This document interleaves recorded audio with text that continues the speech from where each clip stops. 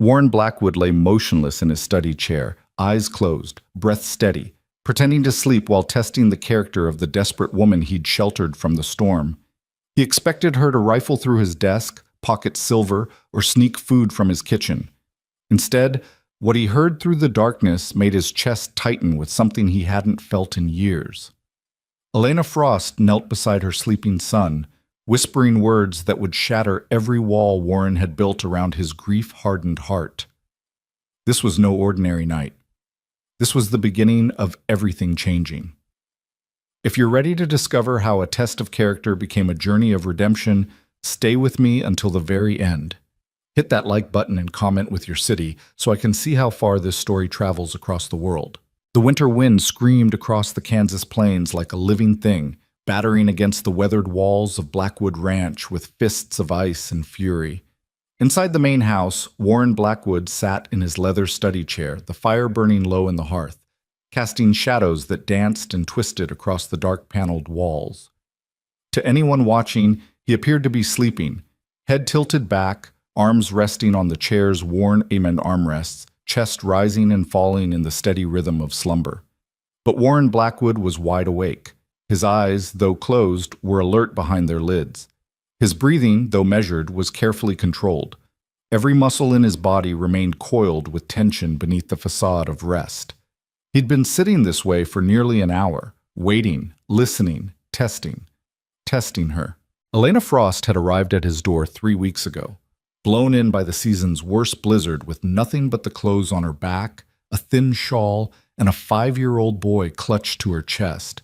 Warren had watched from his upstairs window as she'd collapsed against his gate, her legs finally giving out after what must have been miles of walking through waist-deep snow. He'd stood there for a full minute, war raging inside his chest, before finally, grudgingly, going out to bring them in. He wasn't a charitable man. Hadn't been for 7 years, not since the fever took his wife Catherine and their infant daughter Rose within 3 days of each other. The house that had once rung with laughter and life had become a mausoleum, and Warren, its sole remaining occupant, wandering through rooms that echoed with ghosts. His foreman Jack had urged him to hire help, to bring life back into the empty servants' quarters. The ranch hands whispered that the boss was becoming strange, hollow, a shadow of the man who'd once commanded respect through both strength and fairness.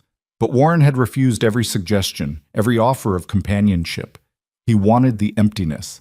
It matched what lived inside his chest. Then Elena Frost had appeared, and something in her desperation had cracked through his resolve. Maybe it was the boy, small and dark-haired like his Rose might have been. Maybe it was the fact that Elena had asked for nothing, had simply whispered please as she'd fallen unconscious in the snow.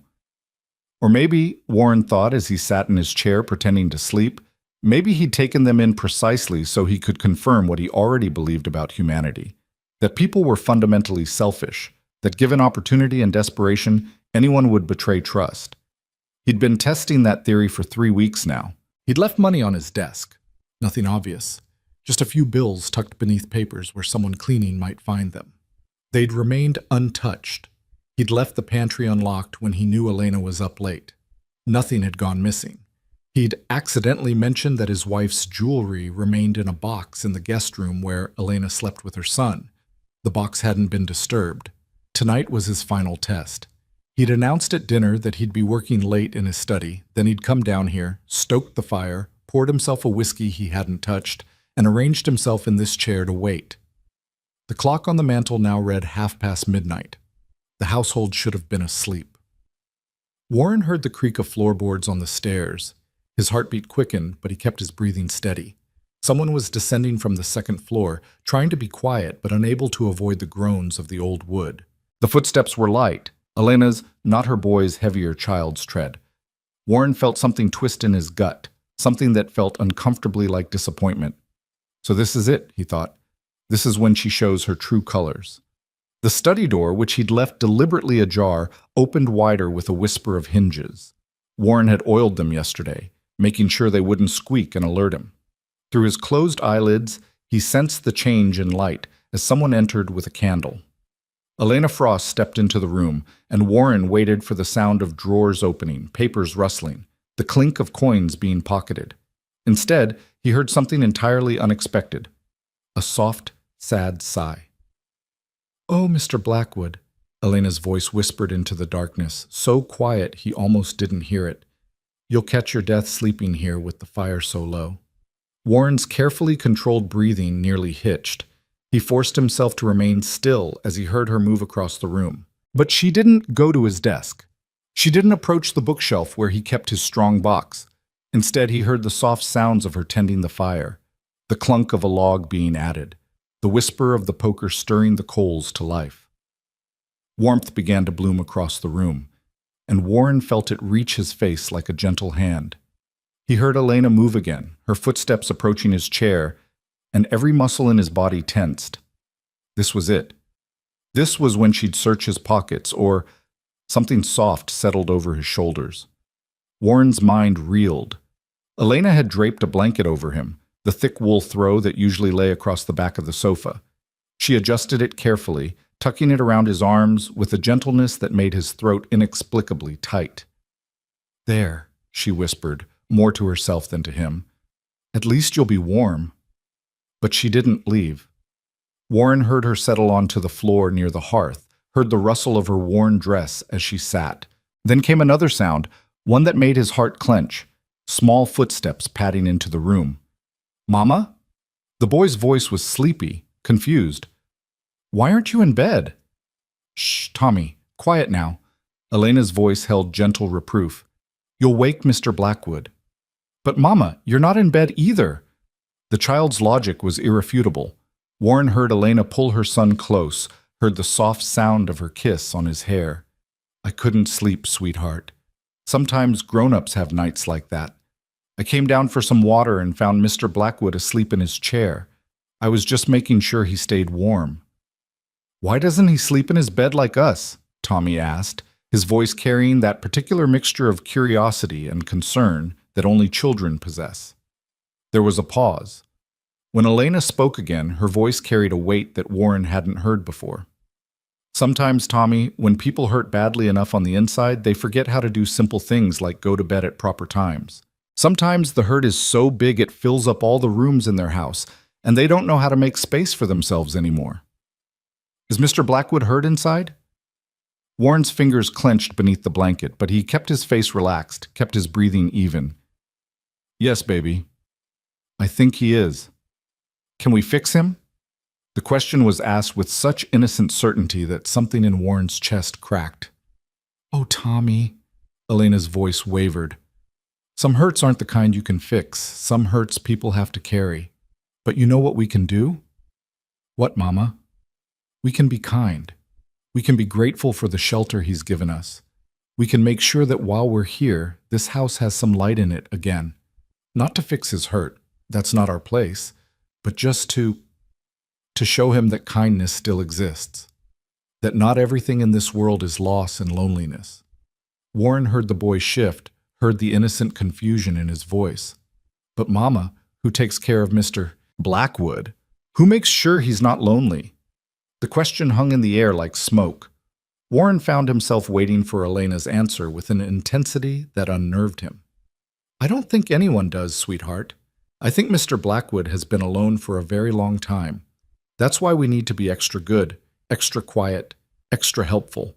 Not because we owe him, though we do, more than we could ever repay. But because," her voice dropped to barely a whisper, "because everyone deserves to know that someone notices them. Everyone deserves to know that someone cares whether they're warm at night." "Even if they're grumpy?" Tommy asked. Elena's laugh was soft and sad. "Especially if they're grumpy. Sometimes people are grumpy because they're protecting hurt places inside them. You be patient with Mr. Blackwood, Tommy. He's given us a roof and food when we had nothing. That makes him a good man, even if he doesn't smile much." "Okay, Mama." There was a pause. "I wish we could stay here forever. I like having a real bed, and the barn cat let me pet her today." Warren heard the hitch in Elena's breathing, heard her struggle for composure. "I know, baby. But we can't expect Mr. Blackwood's kindness to last forever.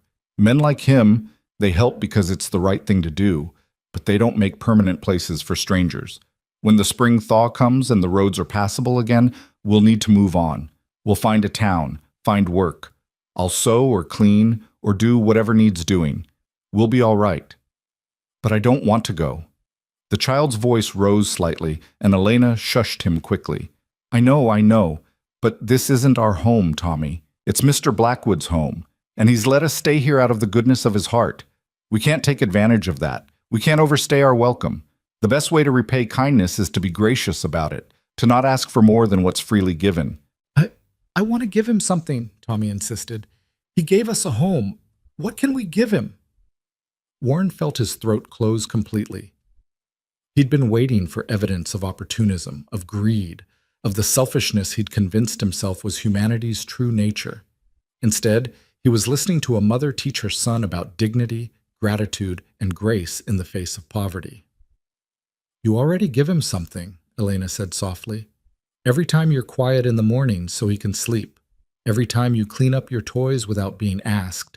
Every time you say thank you, sir, in that polite voice of yours. Those are gifts, Tommy. They might not seem like much, but they're what we have to offer. Is that enough? It has to be, baby. It's all we've got. Warren heard them settle into comfortable silence, heard the crackle of the fire he'd let die down to embers, felt the warmth of the blanket Elena had placed over him. He lay there, frozen, his chest collapsing around him like a house of cards. She wasn't here to steal. She was here to give, to offer the only thing she possessed, simple human kindness to a man she rightly identified as broken. Mama? Tommy's voice was growing sleepier. Do you think Mr. Blackwood dreams about the people he lost? Warren's heart stopped. What makes you ask that, sweetheart? Elena's voice was very gentle. Because sometimes at night I hear him walking in the hallway. And once I heard him talking to someone, but when I peeked out, he was alone. He was standing by that door at the end of the hall, the one that's always closed. And he sounded so sad, Mama. He sounded like he was crying. Warren's eyes burned behind his closed lids.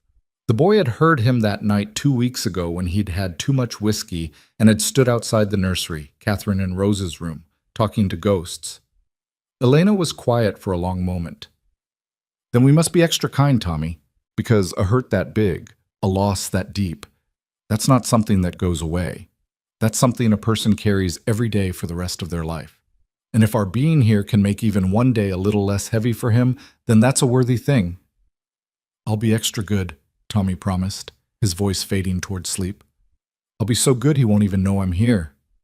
Oh, baby, Elena's voice broke slightly. You're already so good. You're the best thing I've ever done in this whole world. Warren heard her rise, heard her lift her sleeping son. She moved toward the study door, pausing just before she left. He felt her eyes on him, felt the weight of her attention. Thank you, she whispered into the darkness. So softly, he knew she believed he couldn't hear. Thank you for the shelter, for the food, for the kindness you pretend you don't possess. I know you think you're a hard man, Mr. Blackwood, but hard men don't take in desperate widows and their children. Hard men let people freeze in the snow. Whatever you think you are, whatever you've convinced yourself you've become, there's still goodness in you. I see it, even if you can't. Then she was gone, her footsteps fading up the stairs with her sleeping child. Warren sat in his chair, the blanket warm around his shoulders, the fire crackling with new life, and let out a breath that shook his entire frame. His test had failed spectacularly, or perhaps it had succeeded in ways he hadn't anticipated. He'd expected to prove that people were inherently selfish. Instead, he'd discovered that some people, when given nothing, found ways to give anyway. For the first time in 7 years, Warren Blackwood felt something stir in the frozen wasteland of his chest. It wasn't happiness. He wasn't sure he remembered what that felt like. It wasn't hope. That seemed too ambitious. It was something smaller, more fragile. The faint possibility that maybe, just maybe, his house didn't have to be a tomb forever. He opened his eyes and stared into the fire Elena had rebuilt. The flames danced and twisted, alive and warm, pushing back the darkness. Across the room, the whiskey he'd poured hours ago sat untouched on his desk. He'd been planning to drink himself into oblivion after confirming his suspicions about human nature, after proving to himself that kindness was just another mask people wore until opportunity presented itself. Instead, He found himself standing, his joints stiff from sitting so long, and walking to his desk. He picked up the glass and carried it to the window, looking out at the frozen expanse of his land. Snow stretched to the horizon, pristine and merciless, beautiful and deadly. Out there, Elena and her son would have died, would have frozen and been buried until spring thaw revealed their bodies. He'd saved them from that. But the question that gnawed at him now was, who was going to save him? Warren poured the whiskey back into its decanter and returned to his chair. The blanket still held Elena's warmth, carried the faint scent of the lavender soap she used sparingly, making each bar last as long as possible. He pulled it around himself properly and stared into the fire. In the morning, he would pretend this night never happened. He would be the same gruff, distant man he'd been for 3 weeks. He would maintain the walls that kept people at arm's length, that protected the raw wound of his grief from exposure. But something had changed. Something had cracked. And Warren Blackwood wasn't sure whether to be terrified or relieved. The days that followed took on a strange new quality. Warren went through his usual routines, rising before dawn, checking on the livestock, meeting with his foreman Jack about ranch business, eating meals in silence. But now he found himself noticing things he'd deliberately ignored before. He noticed how Elena rose even earlier than him, how she had hot coffee waiting when he came down, how she never asked for thanks or acknowledgement. He noticed how she mended his shirts without being asked, how she somehow made the meals stretch further without them tasting like poverty. He noticed how his house had begun to smell like living again, like bread baking and fires burning, and the particular scent of soap and clean things. He noticed Tommy, too, the boy who kept himself small and quiet, who played with wooden spoons and bits of string because those were the toys he had. The boy who said, "Yes, sir," and "No, sir," and "Thank you, sir," with such earnest politeness that it made Warren's chest hurt. The boy who watched Warren with huge dark eyes that held no fear, only curiosity and a child's uncomplicated desire to understand the world. 3 days after the night in the study, Warren walked into the kitchen to find Tommy standing on a chair at the counter, carefully shaping biscuit dough under Elena's watchful eye. The boy's tongue stuck out slightly in concentration, his small hands working with determined precision. "Gentle, baby," Elena instructed softly. "Too much handling makes them tough." "Like Mr. Blackwood?" Tommy asked innocently. Warren froze in the doorway, unseen. Elena's laugh was startled and warm. "Tommy, you can't say things like that." "But you said handling life too rough makes people tough. I was just thinking, that's hard, baby, not tough.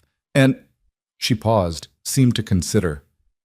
"Actually, maybe you're right. Maybe too much hard handling does make people tough. But that's not always a bad thing. Sometimes toughness is what keeps people standing when everything else tries to knock them down." "Is that why Mr. Blackwood doesn't fall down even though he's sad?" Elena's hands stilled on the biscuit dough. "Yes, sweetheart. I think that's exactly why." Warren cleared his throat, making his presence known.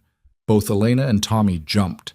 Tommy nearly fell off his chair, but Elena caught him with practiced ease, her face flushing with embarrassment. "Mr. Blackwood, I didn't hear you come in. I hope you don't mind. Tommy wanted to help with breakfast, and I thought, it's fine." Warren's voice came out gruffer than he intended, rough from disuse and discomfort. He wasn't used to conversations, to explaining himself. "Teach the boy what you want. It's your kitchen." "Oh, no, sir. It's your kitchen. We're just—" "I meant what I said." He turned to leave, then paused, the words sticking in his throat like thorns. But he forced them out anyway, made himself speak them into being. "The biscuits you made yesterday, they were good." The silence that followed was profound. Warren didn't turn around, didn't want to see Elena's face, didn't want to witness the impact of what amounted to the first compliment he'd given anyone in 7 years. He heard her breath catch, heard the soft surprise in her voice when she finally spoke. "Thank you, Mr. Blackwood. Thank you." He left before the moment could stretch into something more complicated, but he heard Tommy's excited whisper behind him. "Mama, he liked them. Mr. Blackwood liked your biscuits." And Elena's response, warm with pleasure and surprise. "He did, didn't he?" Well then, I guess we'll have to make sure they're extra good from now on. Warren walked out into the frozen morning, breath clouding in the bitter air, and felt that crack in his chest widen just slightly. It hurt, that widening. It hurt like thawing frostbite, like blood returning to numb limbs. But he didn't stop it. That night, Warren stayed in his study again, this time genuinely working on the ranch accounts. He heard the house settle around him, heard the creak of footsteps on the floor above, heard the low murmur of Elena reading to Tommy before bed. He forced himself to focus on the numbers in front of him, columns of expenses and income that needed balancing. Around midnight, he set down his pen and allowed himself to acknowledge what he'd been waiting for. The soft sound of someone descending the stairs. This time, he didn't pretend to sleep. When Elena entered the study, moving quietly toward the dying fire, he spoke. "You don't need to do that." Elena spun around, hand pressed to her chest, eyes wide in the candlelight.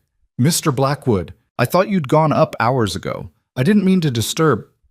"You didn't disturb anything." Warren set his pen down carefully, not looking at her. "But you don't need to come down here every night. I'm capable of tending my own fire." In the silence that followed, Warren heard Elena's breathing change. When she spoke, her voice was very quiet. "How long have you known? That you've been coming down here?" "Since the first night." More silence. Then, "I see. I apologize, Mr. Blackwood. It was presumptuous of me. It won't happen again." She turned to leave, and Warren found himself speaking before he consciously decided to. "I didn't say I wanted you to stop." Elena paused, her back to him. Warren stared at his ledgers, at the numbers that suddenly seemed meaningless, and forced himself to continue. "The house is warmer in the mornings because of it.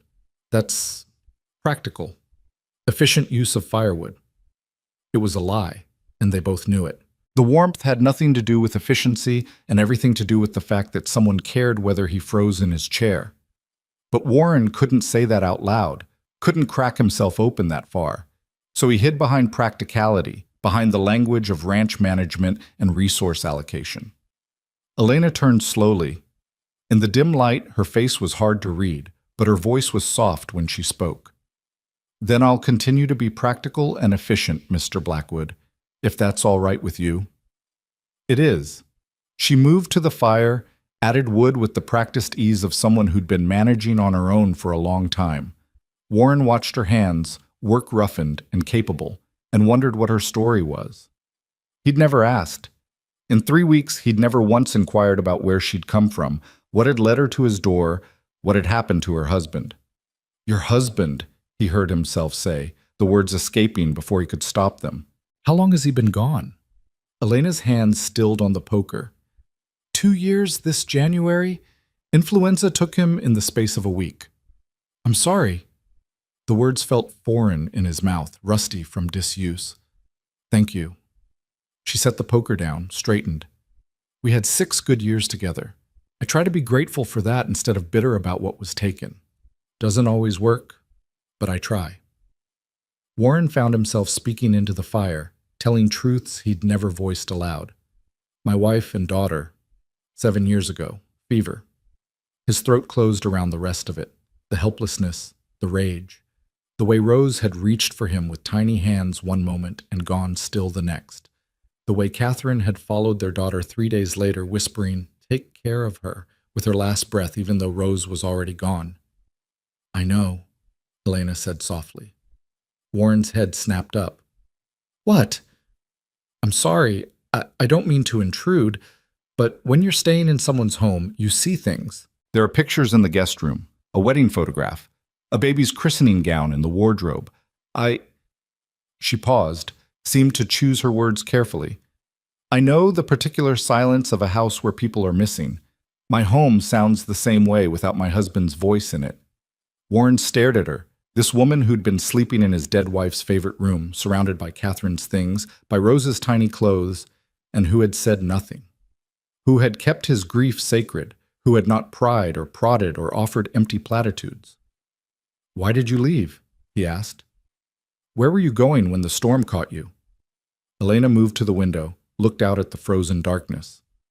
"After my husband died, I tried to keep going. Tried to keep our little house, take in sewing, make it work. But I couldn't keep up with the rent. The landlord was patient for a while, but patience runs out when people need money. We got evicted 3 months ago. 3 months? Warren's voice sharpened. You've been on the road for 3 months? In winter? We stayed where we could. Churches mostly, charity homes. I took work where I found it, a few days here, a week there. But charity has limits, Mr. Blackwood, and I had no skills beyond sewing and basic housework. No family, no connections. I thought if I could get to my cousin in Nebraska, we might... She shook her head. But Nebraska is far and the snow came early this year. We were trying to reach the next town when the storm hit. We'd have died if you hadn't... Her voice cracked slightly. If you hadn't opened your door. Warren absorbed this, the brutal reality of it. She'd been walking toward Nebraska, still hundreds of miles away, with nothing but a child and hope. The odds of making it had been next to nothing. The fact that they'd reached his ranch alive was either providence or sheer stubborn luck. Your cousin, he said. You have family waiting? Elena's laugh was bitter. I have a cousin I haven't seen in 10 years who may or may not remember my existence. That's not family, Mr. Blackwood. That's just a name I wrote down because the alternative was having nowhere to aim for. The fire crackled between them. Outside, wind howled across the plains, rattling the windows with fingers of ice. Inside, 2 people who understood loss stood in silence, the space between them filled with all the words they didn't know how to say. Finally, Elena spoke, her voice steady despite its softness. I'll stay as long as you permit it, through the winter, if you're that generous. And when spring comes, I'll take Tommy and move on. I won't presume on your kindness forever, Mr. Blackwood. But while I'm here, I'll earn my keep. I'll keep your house warm and your meals cooked and your shirts mended. Not because I'm trying to secure a permanent place, I know better than to hope for that, but because it's what I can do. And because, she paused, met his eyes across the dim room, because you gave us our lives back, and that deserves whatever gratitude I can offer. Warren wanted to say something, wanted to tell her she didn't owe him anything, that he'd acted on impulse rather than virtue. But the words wouldn't come, so instead he nodded, a short, sharp movement, and returned his attention to his ledgers. Elena took this as the dismissal it was. But before she left, she did something unexpected. She went to the desk, picked up the empty coffee cup Warren had been drinking from hours ago, and replaced it with a fresh cup from the pot she must have kept warm in the kitchen. The coffee steamed in the cold room, rich and dark. You should sleep, she said quietly, but if you won't, at least stay warm. Then she was gone, leaving Warren alone with his numbers and his thoughts and a cup of coffee that tasted like someone cared. He sat there for a long time after she left, staring at nothing, feeling the walls he'd built so carefully beginning to develop fissures. It terrified him, that cracking. It felt like dying and being born at the same time, like waking up from a long, cold sleep to discover the world had continued without him. The coffee grew cold in his hands, but Warren didn't move. He sat in his study, in the house that had been a tomb for 7 years, and listened to it breathe with new life. Upstairs, Elena and Tommy slept in the room where Catherine had once planned their future. Down here, Warren sat surrounded by 7 years of silence and began, just barely, to imagine what sound might feel like again. It wasn't healing, it wasn't even close to healing, but it was the first tiny step away from the grave he'd been living in, and that was enough. For now, that was enough. The pattern established itself quietly, like snow accumulating on a windowsill, so gradual that Warren didn't notice until it had already transformed the landscape of his days. Every morning, he woke to the smell of coffee already brewing. Every evening, he returned from the cold to find the house warm, the lamps lit, something cooking that made the kitchen smell like a home instead of a building. And every night, long after the household had supposedly gone to sleep, Elena came down to tend his fire, to leave small comforts he pretended not to notice. A week after their conversation in the study, Warren came in from checking the livestock to find his heavy coat, which had been missing 2 buttons for months, hanging by the door with the buttons replaced. He stood there staring at it for a full minute, running his thumb over the new buttons, simple brown things that matched the originals perfectly. Elena must have searched through Catherine's old sewing basket to find them. He didn't thank her, didn't know how to acknowledge the gesture without making it into something bigger than he could handle. But that night, he left an extra log by the fireplace in his study, making her nightly task easier. It was the only language he had. Tommy began appearing in unexpected places. Warren would walk into the barn to find the boy sitting cross-legged in the hay, talking softly to the barn cats. He'd glance out his study window and see small footprints in the snow, tracing elaborate patterns in the yard. Once he opened the door to the storage room and discovered Tommy organizing scattered tools, his small face scrunched in concentration as he tried to figure out where each item belonged. "I wasn't snooping, sir," Tommy said quickly, dropping the hammer he'd been holding. "I just thought, Mama says we should help where we can, and I saw these were all mixed up, so I thought, it's fine." Warren picked up the hammer, hung it on its proper hook. "You know where this goes?" Tommy shook his head. "Here, and the saw goes there. Nails in that drawer, sorted by size." Warren demonstrated, aware of the boy watching his every movement with intense focus. "Think you can remember that?" "Yes, sir." Tommy's face lit up with pleasure so pure it was almost painful to witness. "I'll remember all of it. I'm good at remembering." Warren grunted, turned to leave, then paused. "The cat's in the barn. Don't pick up the orange one. She's mean." "Oh, I know, sir. She scratched me yesterday. But I think she's just scared, not mean. Mama says sometimes people act mean when they're really just frightened." Warren looked at the boy, at his earnest face and his two old eyes, and felt something shift in his chest. "Your mother's right, but the cat will still scratch you." "That's okay. I'll just be patient. Mama says patience is how you teach scared things that they're safe." The words hung in the cold air of the storage room. Warren wondered if Elena had been talking about the cat at all, or if her son had somehow understood a lesson meant for an entirely different subject. He left without responding, but he found himself thinking about it for the rest of the day. That evening at dinner, the first meal Warren had shared with them since they'd arrived, sitting at the table instead of taking his plate to his study, Tommy asked a question that made Elena choke on her water. "Mr. Blackwood, why do you have a room you never open?" "Tommy!" Elena's face flushed with mortification. "That's not... You can't ask." "It's at the end of the hall," Tommy continued, oblivious to his mother's distress. "The door with the pretty carved flowers. I saw you standing in front of it the other night. You looked so sad." Warren's hand stilled on his fork. The nursery. Catherine had been so proud of that door, had commissioned it specially when she learned she was pregnant. Roses and vines carved into the wood, a celebration of life and hope and all the future they'd thought they'd have. "Tommy, apologize right now." Elena's voice was sharp with horror. "Mr. Blackwood's home is his private... It was my daughter's room." Warren's voice cut through Elena's apology, rough as gravel. "She died there. I haven't opened it since." The silence that fell was absolute.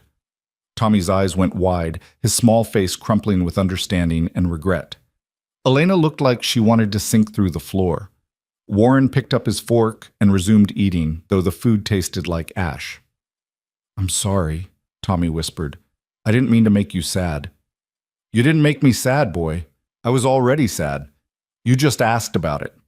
Warren took a drink of water, forced himself to meet Tommy's stricken gaze. "It's not wrong to ask questions, but some questions have answers that hurt. I won't ask any more, I promise. Asking isn't the problem." Warren set his glass down carefully. "The problem is when people ask and then tell you how you should feel about the answers, or when they ask and then expect you to pretend the hurt isn't there. You didn't do either of those things." Elena was staring at him with an expression Warren couldn't decipher. He stood abruptly, his chair scraping against the floor. "I'll be in my study." He left his half-finished dinner and retreated to the only space that still felt entirely his. But even there, he couldn't escape the image of Tommy's face, the child's innocent question exposing wounds Warren had convinced himself were safely hidden. An hour later, there was a soft knock on his door. Warren didn't answer, but the door opened anyway. Elena entered carrying a tray with coffee and what looked like apple cake. Where she'd found apples in the middle of winter, he had no idea. "I'm not hungry," he said without turning around. "Then the cake will keep." Elena set the tray down on the small table near the fire. "I wanted to apologize for Tommy. He doesn't understand boundaries yet. I'll speak with him. Don't. Warren finally turned to face her. Don't teach him not to see what's right in front of him. Don't teach him to pretend pain doesn't exist just because it makes people uncomfortable. Elena studied him in the firelight, her expression thoughtful. Is that what people did to you? Pretended your pain didn't exist? They tried to fix it. Tried to tell me time would heal it, that I'd move on, that I'd find happiness again. As if grief was a cold you recover from, instead of an amputation you learn to live with. Warren's voice was bitter. After a while they stopped coming around, easier that way. For everyone. I won't do that. Elena moved closer, her voice steady. I won't try to fix you, and I won't pretend your grief is something you should hide. But I also won't let you drown in it unchallenged. Not while I'm in this house. Warren's laugh was harsh. You think you can save me, Mrs. Frost? Is that what this is? Some kind of missionary work? No. Elena's eyes flashed with something sharp. I think you're drowning yourself on purpose, and I think you've been doing it for so long you've forgotten there's air above the water. I'm not trying to save you, Mr. Blackwood. I'm just refusing to watch a good man waste away without at least holding up a mirror so he can see what he's become. The words hit like a slap. Warren stepped closer, his voice dropping to something dangerous. And what have I become, Mrs. Frost? Tell me, since you figured it all out. Lonely. The word was soft but unyielding. You've become lonely. Not alone, lonely. There's a difference. Alone is a state of being. Lonely is a choice. She held his gaze without flinching. You've built walls so high that nothing can reach you, and now you're suffocating inside them. And the worst part is, you know it. You know it, and you're so terrified of hurting again that you'd rather slowly die of isolation than risk caring about anything. Warren's breath came hard. You don't know anything about me. I know enough. Elena's voice gentled slightly. I know you pull your dead wife's blanket over yourself at night even though it's threadbare.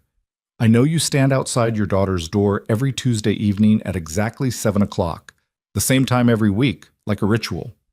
I know you rebuilt the fire in the barn 3 times last week because the newborn calf reminded you of something you lost. I know because I see you, Mr. Blackwood. Maybe for the first time in 7 years, someone is actually seeing you. Warren felt his carefully constructed defenses cracking, felt the walls developing fissures he couldn't repair. Stop. Why? Because it hurts? Elena's eyes held his. Everything hurts. Living hurts. But at least it's living. My wife and daughter are dead. The words exploded from Warren with all the force of 7 years' suppression.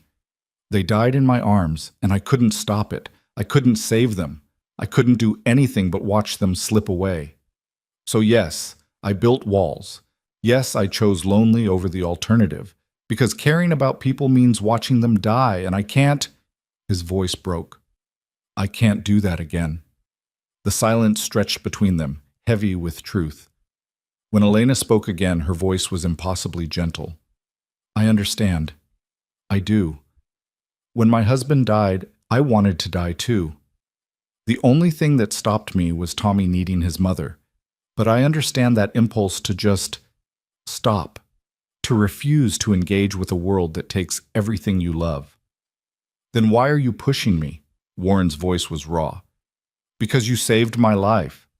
Elena stepped closer, her eyes bright in the firelight. You saved my son's life.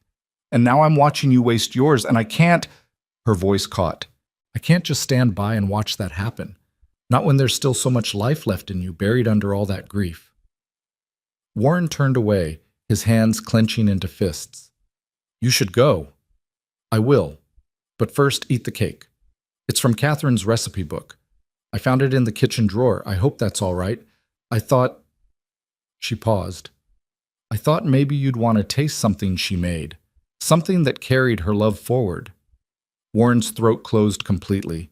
He heard Elena leave, heard the soft click of the door, and then he was alone with a slice of apple cake made from his dead wife's recipe by a woman who saw too much and understood too little, and somehow, impossibly, both. He sat down heavily and picked up the fork. The first bite tasted like memory, sweet and painful, and so achingly familiar that tears burned his eyes. Catherine had made this cake for every birthday, every celebration, every Tuesday evening dinner. It was her signature, her gift, her way of saying I love you without words. Warren ate every bite, and with each forkful, he felt the past 7 years pressing down on him like a physical weight. But he also felt something else, something he'd been running from since the night he'd pretended to sleep while Elena taught her son about kindness.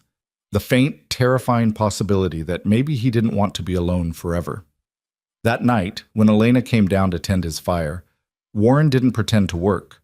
He sat in his chair and watched her move through her ritual, the careful addition of logs, the precise arrangement to maximize heat and minimize smoke.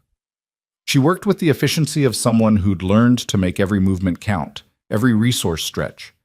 "You were right," he said into the quiet. Elena turned, surprise flickering across her face. "About what?" "I'm lonely. I have been for 7 years." Warren stared into the fire. "After they died, people kept telling me I'd heal. That time would make it better. But it didn't get better. It just got distant. Like looking at my life through glass. And after a while, the distance felt safer than the alternative." Elena sat down in the chair across from him, her hands folded in her lap. She didn't speak, just waited. "I tested you," Warren continued, the confession spilling out before he could stop it. "That first night you came down here. I pretended to sleep because I wanted to see what you'd do. I wanted proof that people are fundamentally selfish, that given opportunity, anyone would take advantage." "I know," Elena said softly. Warren's head snapped up. "What?"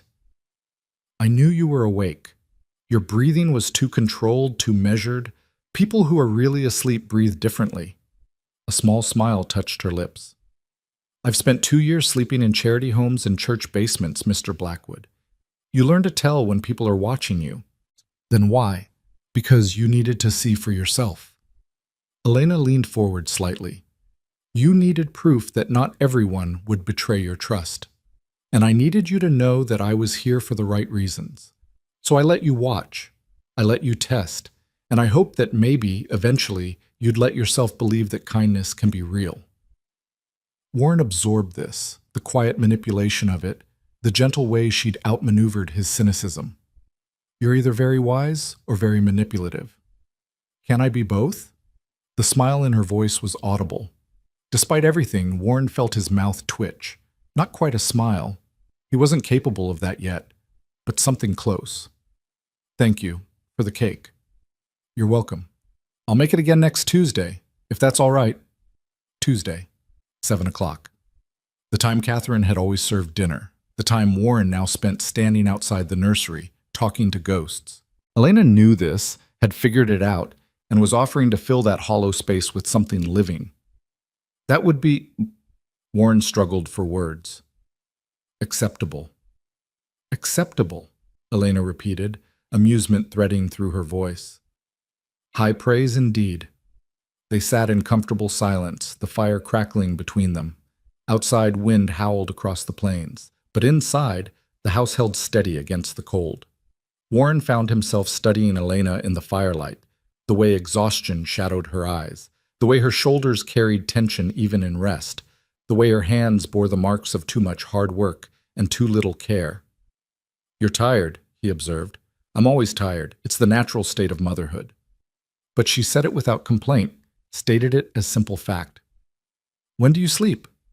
Elena's laugh was soft and slightly bitter. "When Tommy sleeps, which means whenever he wakes, I wake. It's been that way since he was born. You learn to function on fragments of rest." Warren remembered Catherine saying something similar when Rose was an infant, remembered the deep exhaustion in her eyes even as she smiled down at their daughter. The memory was sharp enough to cut. "You should go to bed," he said gruffly. "I don't need watching." "I know you don't need it." Elena stood, smoothed her worn dress. "But maybe I need to do it anyway. Maybe making sure you're warm helps me sleep better." She left before Warren could respond to that, left him alone with the implications. He sat in his chair for a long time after she'd gone, turning over her words like stones, examining them from every angle. Maybe she needed to care for him. Maybe, in the same way that he needed isolation to survive his grief, she needed purpose to survive hers. Maybe they were both just broken people trying to find ways to keep breathing, and maybe, just maybe, they'd accidentally found a rhythm that worked for both of them. It was a dangerous thought. It implied connection, implied need, implied all the things Warren had sworn off when he'd buried his family. But it was also, he realized with uncomfortable clarity, the truth. The next morning, Warren made a decision that surprised even himself. He found Tommy in the barn, still organizing tools with dedicated focus, and cleared his throat. The boy jumped, spun around, his face lighting up with nervous pleasure. "Mr. Blackwood, I'm almost done. Just the small nails left to sort, and then leave them. I need help with something else." Tommy's eyes went wide. "Really? I mean, yes, sir. What do you need?" Warren led the boy to the stables, where his 3 remaining horses stood in their stalls. He'd sold most of the livestock over the years, unable to care about the ranch the way it deserved, but he'd kept the horses. Catherine had loved horses. "This is Ash," Warren said, gesturing to the gray mare. "That's Storm, and the bay is called Copper. They need exercise, but I can't ride them all. You're going to learn to help." Tommy's face transformed with joy so intense it was almost painful to witness. "You're going to teach me to ride?" "I'm going to teach you to care for horses. Riding comes after you prove you can handle the responsibility." Warren opened Ash's stall, led her out. "First lesson? Horses are bigger and stronger than you. They know it, and you need to respect it. But if you're calm and confident, they'll trust you. Understand?" "Yes, sir." Tommy was practically vibrating with excitement. Warren spent the next hour teaching the boy the basics: how to approach a horse, how to read their body language, how to brush them properly. Tommy absorbed every word like a sponge, asking intelligent questions and following instructions with careful precision. The boy had his mother's attention to detail, her careful way of handling fragile things. They were finishing up when Elena appeared in the barn doorway, her face creased with worry. "Tommy, I've been looking everywhere." She stopped, took in the scene. "What's happening?" "Mama, Mr. Blackwood is teaching me about horses." Tommy was brushing Ash's flank with careful strokes, his tongue stuck out in concentration. "Did you know they can tell if you're scared? And that you have to brush them in the direction of their hair, not against it? And—" "I'm putting the boy to work," Warren interrupted, uncomfortable with Elena's scrutinizing gaze. "He's been underfoot. Might as well make himself useful." Elena's expression said she didn't believe his gruff explanation for a second, but she played along. "I see. That's very generous of you, Mr. Blackwood. Tommy, are you behaving yourself?" "Yes, Mama. I'm being so good. Watch." Tommy demonstrated his brushing technique with such earnest pride that even Warren felt something warm flicker in his chest. "Very impressive." Elena's eyes met Warren's over Tommy's head. "Thank you," she mouthed silently. Warren grunted, turned away, focused on coiling a lead rope with unnecessary intensity. But he was aware of Elena watching, aware of the gratitude radiating from her like heat from a fire. It made him uncomfortable, that gratitude. Made him feel like he was doing something meaningful, when all he was doing was teaching a boy basic horsemanship to keep him occupied. Except that wasn't true, and they both knew it. Over the following weeks, a routine established itself. Tommy spent his mornings helping Warren with ranch work, feeding livestock, organizing tools, learning the 1,000 small tasks that kept a property functioning. Elena continued her quiet campaign of domestic care, filling the house with warmth and order, and every night she came down to tend Warren's fire while he pretended not to need it. The house began to change. Not dramatically. Warren wasn't ready for dramatic, but in small, almost imperceptible ways. Fresh herbs appeared on the kitchen windowsill, growing in chipped teacups. The curtains in the parlor, which had been drawn for 7 years, suddenly opened one morning, letting in weak winter light. Furniture got rearranged, pictures straightened, surfaces freed from dust. Warren noticed but said nothing. Let Elena do what she needed to do. Let her restore life to dead spaces. He found he could tolerate it as long as she didn't touch 3 things: Catherine's room, which remained locked, Rose's nursery, which stayed closed, and the small locked cabinet in his study where he kept their most precious belongings. Those were his. Those remained sacred, but everything else could be negotiated. One evening, Warren came in from a particularly brutal day. A fence had collapsed in the wind, 3 head of cattle had wandered off, and one of his ranch hands had quit without notice, to find Tommy sitting at the kitchen table crying silently while Elena wrapped his hand in clean cloth. "What happened?" Warren's voice came out sharper than intended. "Nothing, sir." Elena didn't look up. "Tommy was helping me with dinner and burned his hand on the stove. It's not serious." But Tommy's tears weren't stopping, and the boy's shoulders shook with the effort of keeping quiet. Warren recognized that particular brand of crying, the kind where you're trying desperately not to be a burden, where you're failing at even basic tasks and feeling worthless because of it. He'd cried like that at his wife's funeral. Warren crossed to the table, knelt down to Tommy's level. Something he never did. Something that cost him considerable pride. "Let me see." Say, Tommy extended his bandaged hand with obvious reluctance. Warren unwrapped it carefully, examined the burn. Not serious, as Elena had said, but painful enough. The boy's palm was red and blistered where he'd grabbed a hot pan handle. "Hurts?" Warren asked. Tommy nodded, still crying. "Good. Pain means you'll remember not to grab hot metal. That's how you learn." Warren's voice was gruff but not unkind. He rewrapped the hand with careful precision. "My father taught me blacksmithing when I was about your age. First week, I burned myself so many times I couldn't use my hands for days. You know what he told me?" Tommy shook his head. He said, "Wah, boy, every scar is a lesson you won't forget. Either you learn from the pain or you're a fool." "You going to be a fool, Tommy?" "No, sir." The boy's tears were slowing. "Then stop crying and start learning. You made a mistake. The burn will remind you not to make it again. That's all." Warren stood, his knees protesting the movement. "Now wash your face and set the table with your good hand. Your mother's been cooking, and the least you can do is help serve it." Tommy scrambled to obey, his tears forgotten in the face of having a task to complete. Elena watched Warren with an expression he couldn't quite name, something between gratitude and wonder, and a softness that made him deeply uncomfortable. "That was—" She paused. "Thank you. I didn't do anything." Warren moved to the sink, washing his hands with unnecessary thoroughness. Boy needed to stop feeling sorry for himself. "You gave him exactly what he needed. How did you know?" Warren dried his hands, kept his back to her. "Because someone did the same for me once. Long time ago. Different pain, same principle." They ate dinner together that night. A real dinner at the table, with conversation and the passing of dishes and Tommy chattering about the horses between careful bites taken with his good hand. Warren participated minimally, responding in grunts and single syllables, but he participated. And when Tommy asked if he could help with the horses again tomorrow, despite his burned hand, Warren found himself saying yes. After dinner, after Tommy had gone to bed, Warren sat in his study and felt the weight of the day settling into his bones.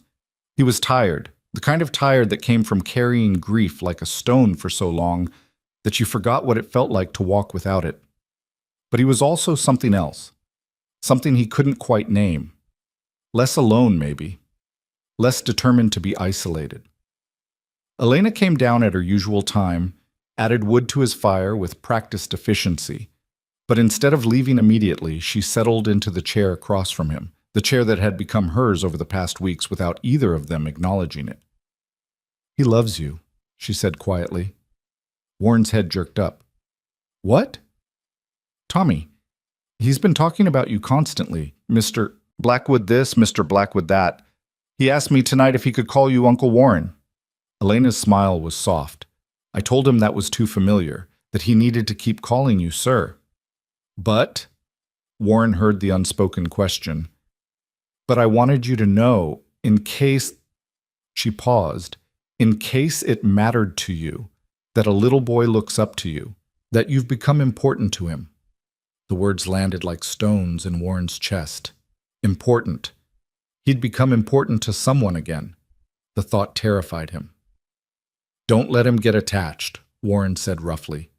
"You're leaving in spring. Best if he understands this is temporary." "I know." Elena's voice was sad. I remind him every day. But children don't understand temporary the way we do. They live in the now. And right now, you're the closest thing to a father he's had in 2 years. I'm not his father. I know that too. Elena stood, prepared to leave. But, try telling a 5-year-old boy that the man teaching him about horses, the man who bandaged his burn and made him feel brave instead of stupid, the man who's shown him more patient attention in a month than most people show in a lifetime.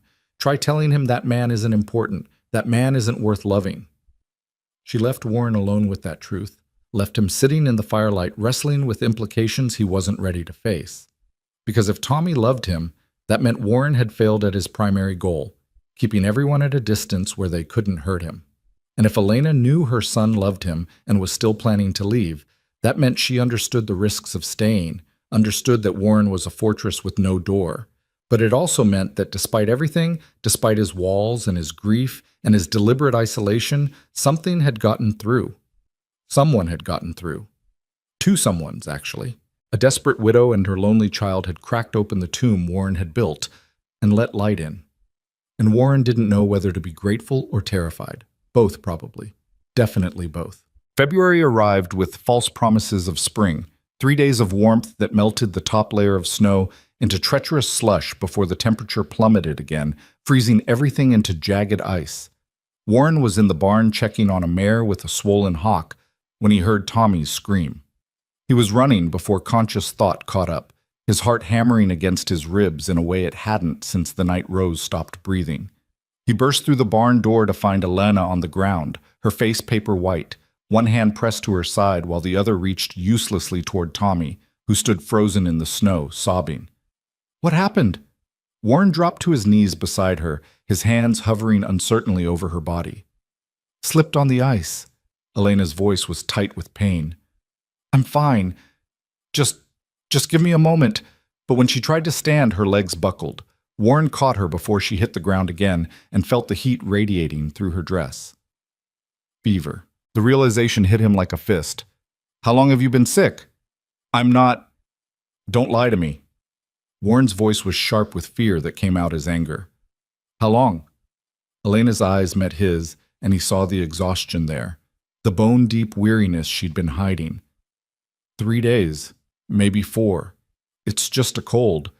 I thought I could work through it. A cold doesn't make you collapse. Warren scooped her up, ignoring her weak protests. She weighed nothing, he realized with horror. Had she been eating enough? Had he been so wrapped up in his own walls that he hadn't noticed her wasting away?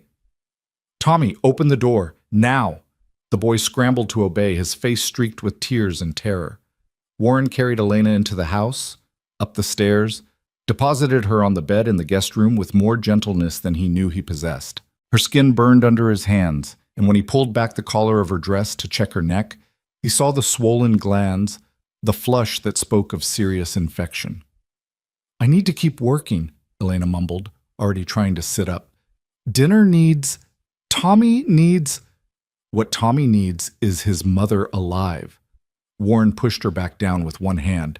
And what you need is rest and medicine and to stop being a damned fool. He turned to find Tommy standing in the doorway, small and terrified and looking for someone to tell him what to do. Warren's chest tightened. He was the last person who should be comforting a frightened child. He didn't know how, hadn't known how since Rose... Mr. Blackwood? Tommy's voice was very small. Is Mama going to die? The question punched through Warren's panic like a blade. He looked at this child who'd lost his father, who'd spent months wandering homeless, who'd finally found something like safety, only to watch it crumble again. And Warren realized with sudden, awful clarity that his answer mattered more than almost anything he'd ever said. He knelt down to Tommy's level, made himself meet those frightened eyes. No, your mama is sick, but she's not going to die. I won't let that happen. Do you understand me? You promise? Warren thought of all the promises he'd made and failed to keep. Thought of telling Catherine he'd protect her, telling Rose Daddy would make her better. Thought of every assurance that had turned to ash in his mouth. But he looked at Tommy's desperate face and made a promise anyway, because sometimes the lie was kinder than the truth. I promise. Now I need you to be brave while I take care of her. Can you do that? Tommy nodded, swiping at his tears with the back of his hand. What do I do? Go to the kitchen, make tea. You've watched your mother do it. Bring me clean cloths and the coldest water you can find. And Tommy? Warren waited until the boy met his eyes.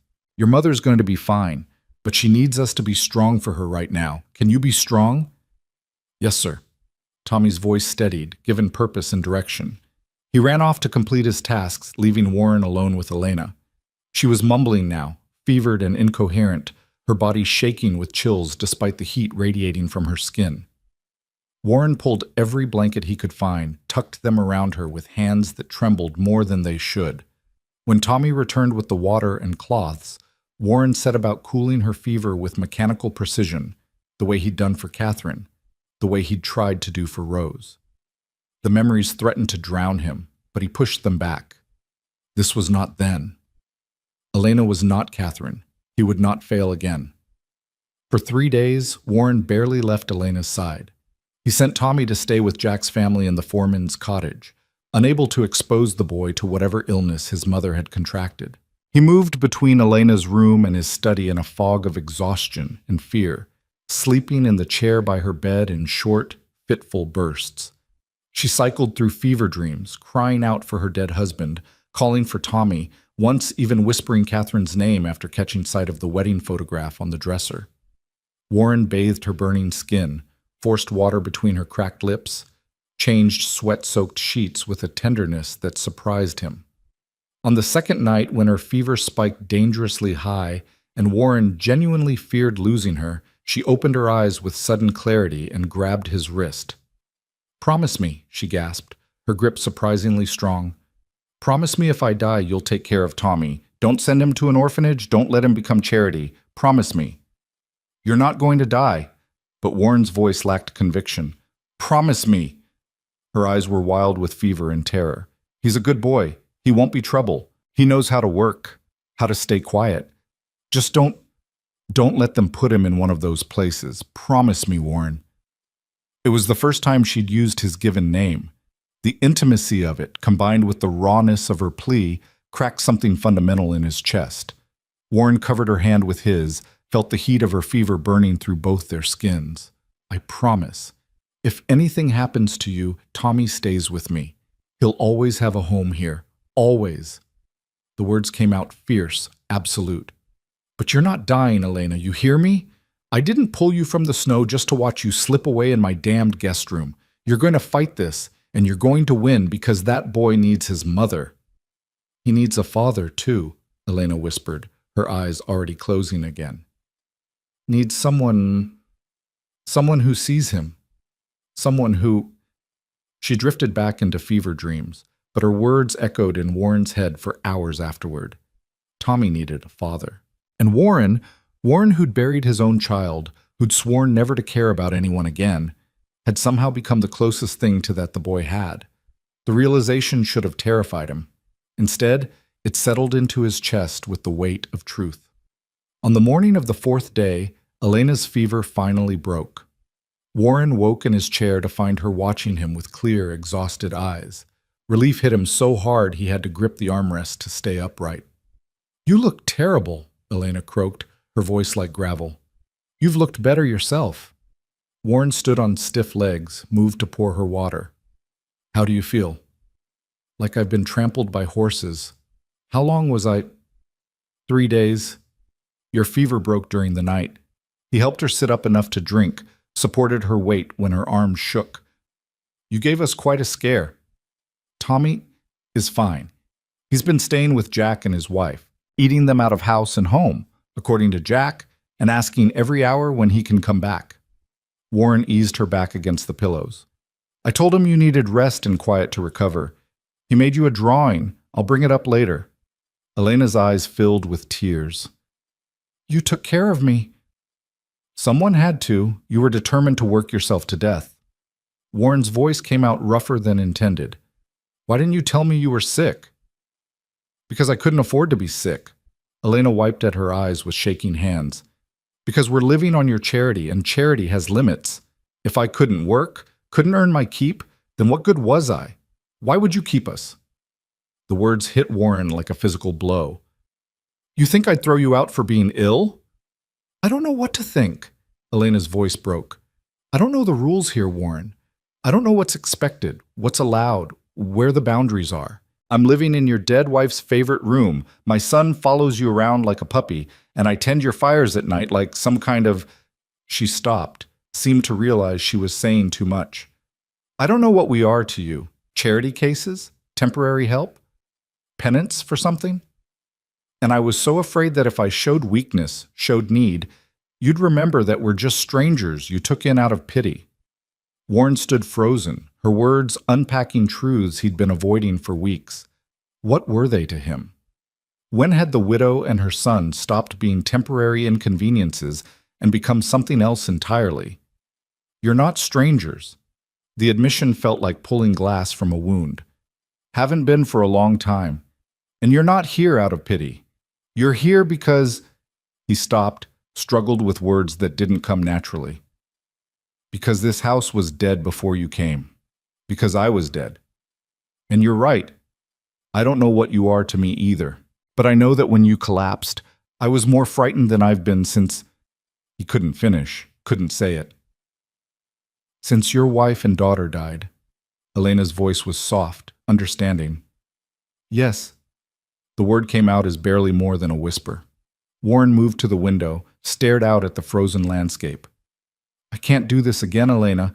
I can't care about people who are going to leave. I can't build something just to watch it fall apart. I'm not strong enough. Then maybe you shouldn't have saved us from the snow.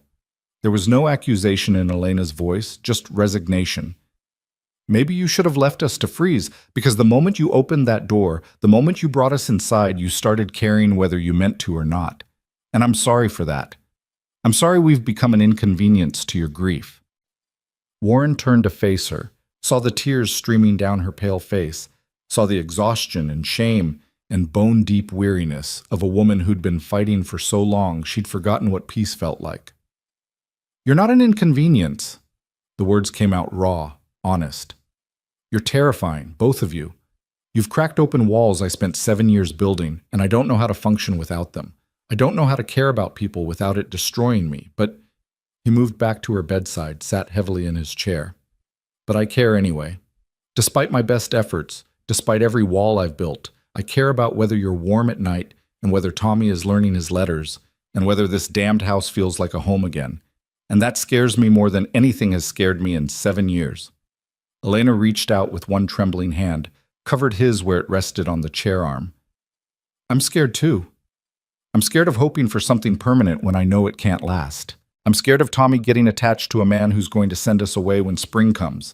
I'm scared of wanting a life I can't have. What do you want? Warren asked, his voice rough. I want Tommy to grow up safe. I want a home that's ours, not borrowed. I want to stop being scared all the time. Elena's grip tightened on his hand. And I want to matter to someone again, to be more than just a burden or a responsibility. I want someone to be glad I exist.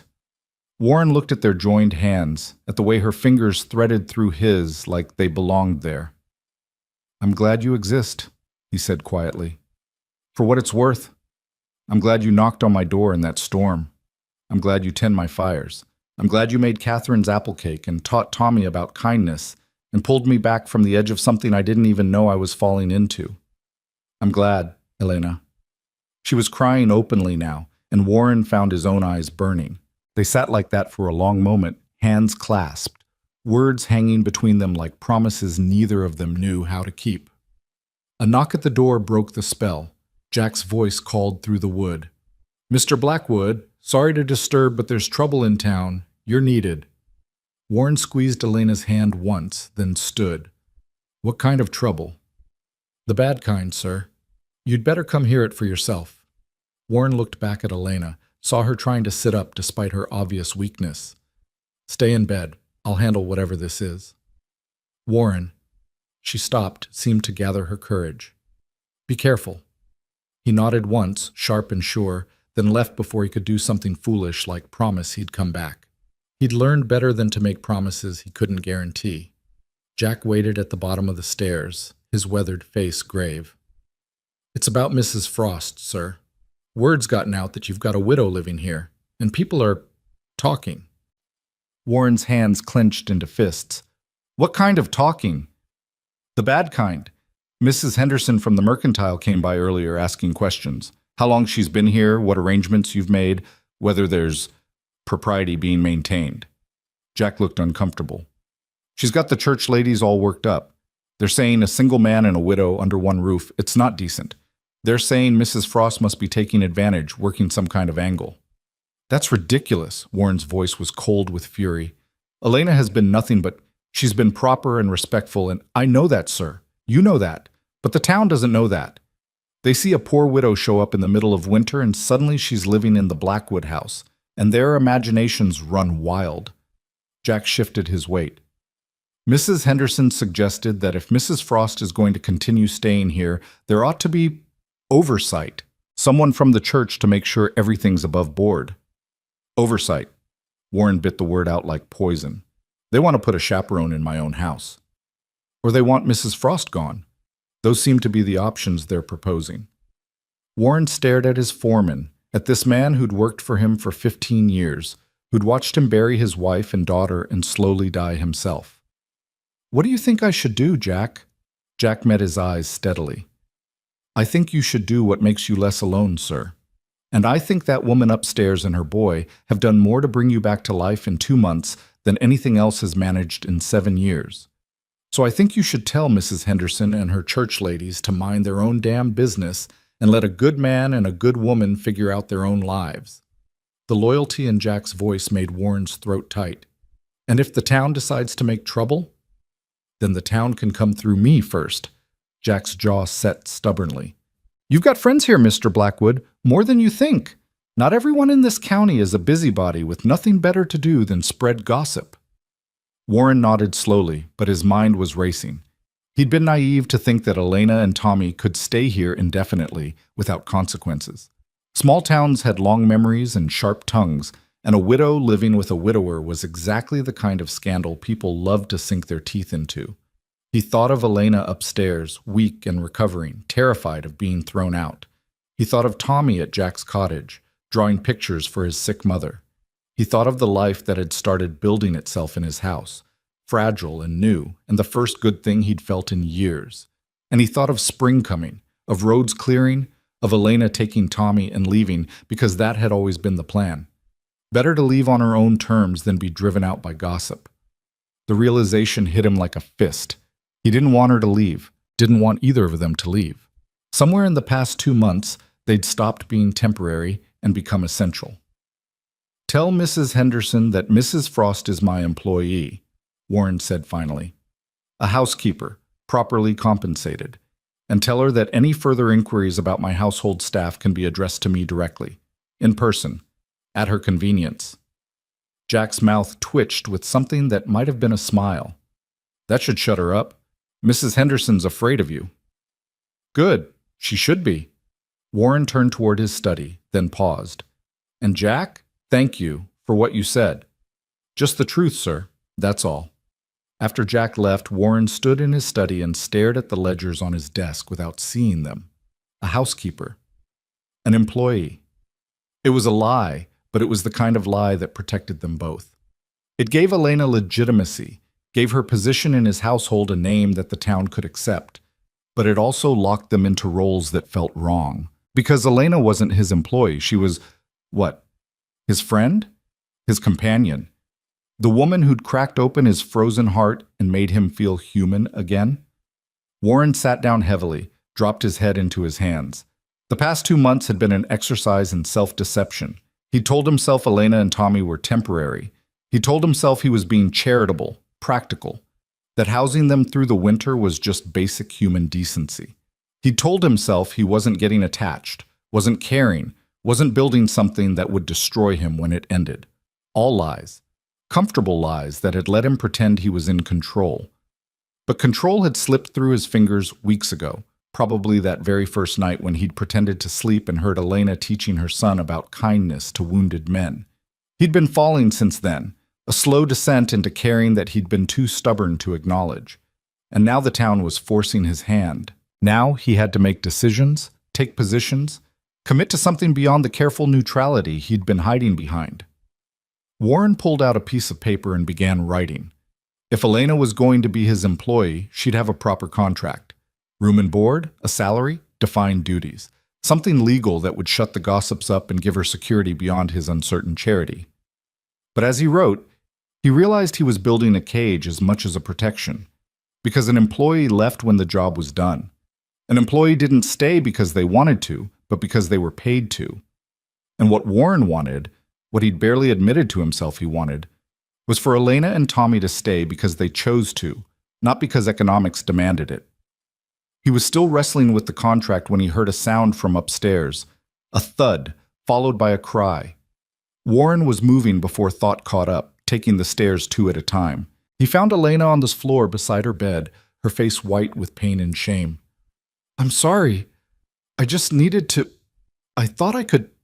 "You thought you could what? Walk?" Warren scooped her up, set her back on the bed with more force than gentleness. "You're recovering from a serious fever. You need to stay in bed." "I needed the washroom. I didn't want to..." Elena's face flushed. "I didn't want to bother you." "So you'd rather fall and crack your skull open?" Warren pulled the blankets over her with sharp, angry movements. But the anger was fear wearing a different mask, and they both knew it. "You scared me half to death, again." "I'm sorry." Elena's voice was small. "I just didn't want to be more trouble than I already am." Warren sat on the edge of the bed, suddenly exhausted. "You heard then, about the town talking." "The walls aren't that thick. I heard Jack." Elena's eyes were bright with unshed tears. "You should have let me die in the snow. Would have been simpler." "Don't say that." Warren's voice was sharp. "Don't ever say that." "Why not? It's true. I've brought nothing but complications into your life. You were fine before we came. You had your routine, your isolation, I was dying." The words burst from Warren like a dam breaking.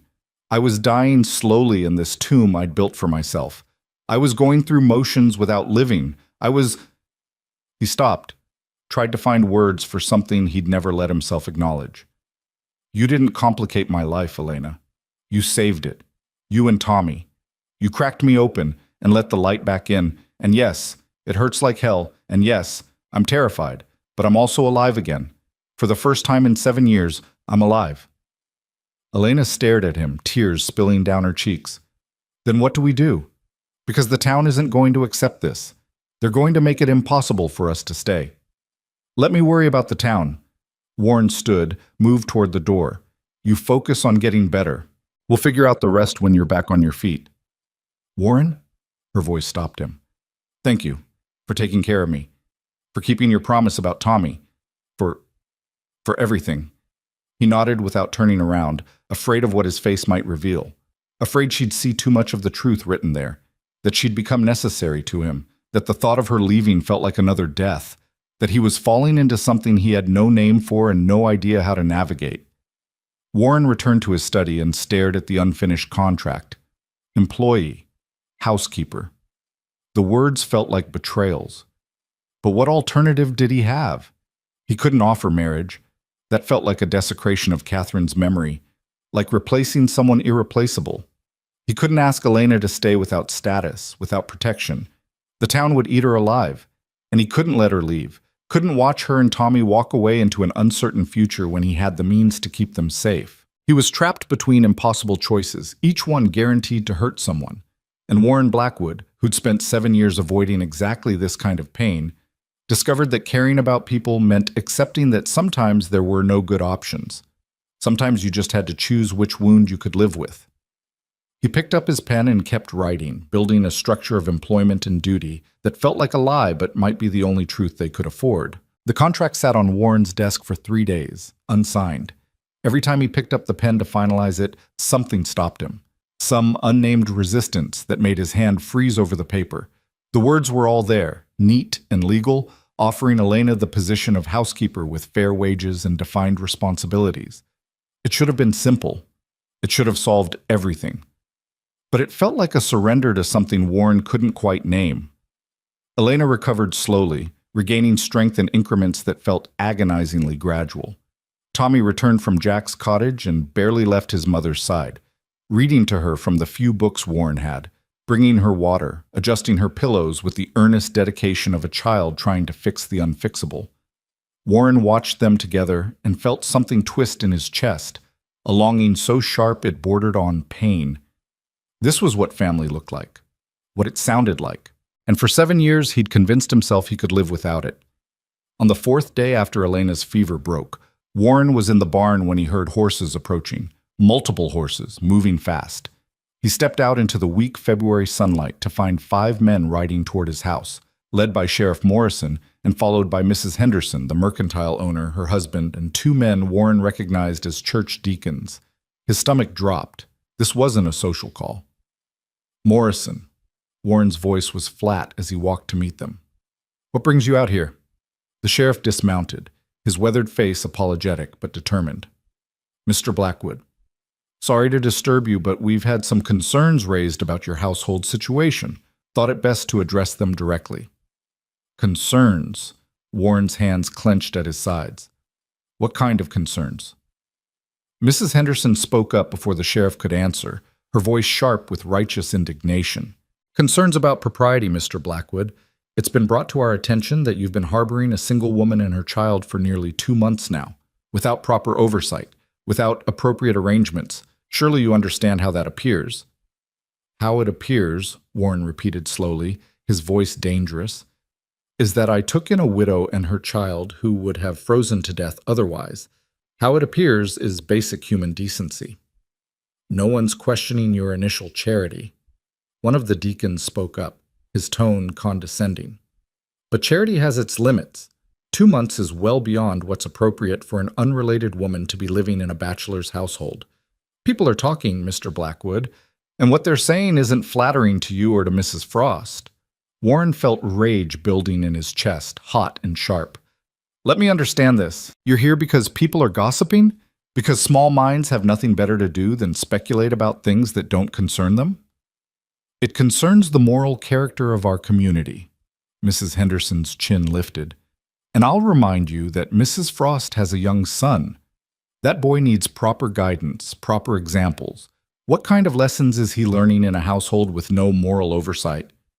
The kind of lessons that teach him kindness, hard work, and dignity." Warren's voice cut like a blade. "More than he'd learn from a pack of busybodies who measure morality by gossip rather than action." Sheriff Morrison held up a hand. "Let's all calm down. Mr. Blackwood, I think what folks are trying to say, poorly, maybe, is that there's concern about Mrs. Frost's situation. Is she here voluntarily? Is she being properly compensated? Are there appropriate arrangements being maintained?" "Elena is my employee." The lie felt like ash in Warren's mouth, but he forced it out. "I've hired her as my housekeeper. She's compensated fairly and treated with complete respect. Any other questions about my household staff can be directed to me personally, and I'll thank you all to keep your noses out of my private business." Mrs. Henderson's eyes narrowed. "Employee? With what contract? What terms? Who witnessed these arrangements?" Warren felt the trap closing. He had the contract, unsigned, sitting on his desk inside. But producing it now would look like a hasty fabrication, would make Elena's position seem even more questionable. Before he could answer, a voice spoke from behind him. "I did." Warren turned to find Jack standing there, his expression calm but his eyes hard. "I witnessed Mr. Blackwood's employment offer to Mrs. Frost 6 weeks ago. Room, board, and fair wages in exchange for housekeeping duties. All proper and above board." It was a lie. A complete fabrication. But Jack delivered it with such steady conviction that even Warren almost believed it. Mrs. Henderson wasn't convinced. 6 weeks ago? Why wasn't this made public knowledge? Why all the secrecy? "Because it's no one's business but ours." Warren's voice dropped to something cold and final. "Mrs. Frost is my employee. She works for me, in my house, under terms we agreed upon. That's all anyone needs to know. Now, if you'll excuse me, I have work to do." He turned to walk away, but Mrs. Henderson's voice stopped him. "There's one more thing, Mr. Blackwood. We'd like to speak with Mrs. Frost directly. Make sure she's comfortable with these arrangements." Warren spun back, his face dark with fury. Absolutely not. Mrs. Frost is recovering from a serious illness. She doesn't need a pack of vultures descending on her sickbed to interrogate her about gossip. Then how do we know she's even here voluntarily? Mr. Henderson spoke up for the first time. How do we know you haven't coerced her somehow? A desperate woman, a wealthy man. It's not unheard of for such situations to become... Warren moved so fast that Jack had to grab his arm to stop him from doing something he'd regret. Finish that sentence, Warren growled, and see what happens. Easy. Sheriff Morrison stepped between them, his hand on Warren's chest. Nobody's accusing anybody of anything criminal, but you have to admit from the outside this looks questionable. A woman with no resources, no family, completely dependent on your charity? That creates a power imbalance that concerns people. Then people should mind their own business. Warren shook off Jack's grip, but stepped back. Elena came to my door in a storm. I took her in because leaving her to die would have been murder by neglect. She stayed because winter made travel impossible. And now she stays because I offered her honest work and she accepted. That's the whole story. There's no scandal, no coercion, no impropriety, just basic human decency and honest labor. Then you won't mind if we verify that with Mrs. Frost herself. Mrs. Henderson's voice was syrupy with false concern. Just to make sure she feels the same way, for her protection, of course. Warren was about to refuse again when Elena's voice cut through the cold morning air. That won't be necessary. Everyone turned to see her standing in the doorway of the house, wrapped in a shawl, her face still too pale but her spine straight with dignity. Tommy stood beside her, his small hand gripping her skirt, his eyes wide and frightened. Mrs. Frost. Sheriff Morrison removed his hat. Ma'am, you should be resting. We didn't mean to disturb, and yet here you are. Disturbing. Elena's voice was quiet but carried across the yard with surprising force. I'll save you all the trouble of your interrogation. Yes, I'm here voluntarily. Yes, Mr. Blackwood has treated me with nothing but respect and propriety. Yes, I'm employed as his housekeeper under fair terms. And yes, my son and I are staying here by choice, not coercion. But surely you can see how it looks, Mrs. Henderson began. I can see exactly how it looks to people who measure virtue by appearances rather than actions. Elena's eyes flashed with steel. I can see that a man who saved our lives, when he had every reason to turn us away, is being accused of impropriety by people who've never once offered us shelter or assistance. I can see that you're all very concerned with morality in theory, but seem to have forgotten what it looks like in practice. Warren stared at her, this woman who should have been weak and grateful, who instead stood in his doorway and faced down her accusers with the kind of quiet fury that made even Mrs. Henderson take a step back. We're just trying to protect you, one of the deacons said. A woman in your position. My position? Elena's laugh was bitter. My position is that I'm alive. My son is alive. We have food and warmth and safety for the first time in months. All because one man looked at two strangers freezing in a blizzard and decided that basic human decency mattered more than convenience. You want to question his morality? Question your own first. Ask yourselves where you were when we were starving. Ask yourselves what you've done for anyone lately that didn't come with judgment and conditions. The silence that followed was profound. Mrs. Henderson's face had gone red. The deacons looked uncomfortable, and even the sheriff seemed taken aback by Elena's fierce defense. I think, Sheriff Morrison said carefully, that we've established Mrs. Frost is here of her own free will. Perhaps we should... The sound of rushing water cut him off. Everyone turned toward the creek that ran along the northern edge of Warren's property. What had been a frozen trickle that morning was now a torrent, chunks of ice crashing along its banks as the unseasonable warmth of the past few days suddenly made itself catastrophically clear. The ice dam, Jack breathed. It's breaking. Warren's blood ran cold. Upstream, where the creek widened into what passed for a river in Kansas, the winter's accumulated ice and snow formed natural dams. When they broke, as they inevitably did each spring, the result was a flash flood that could tear through the prairie with devastating force. And it was breaking now. Weeks early. Right toward them. Everyone to high ground. Warren was already moving, his mind cataloging what needed to be saved, where people needed to go. The house should hold, but the barn. Jack, get the horses out. Morrison, help him! The group scattered, previous animosities forgotten in the face of immediate danger. Warren ran toward Elena, who stood frozen in the doorway. Get Tommy and get to the second floor. Now! The livestock. I'll handle it. Just get yourself and the boy to safety. But Elena didn't move. Warren? The money? Your wife's things. The nursery. If the water reaches the house... Warren's heart stopped. Rose's room.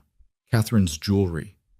7 years of memories stored on the ground floor, vulnerable to the water he could already hear roaring toward them. He made a decision in the space between heartbeats. Second floor, now! That's an order. Then he was running for the house, taking the stairs 3 at a time.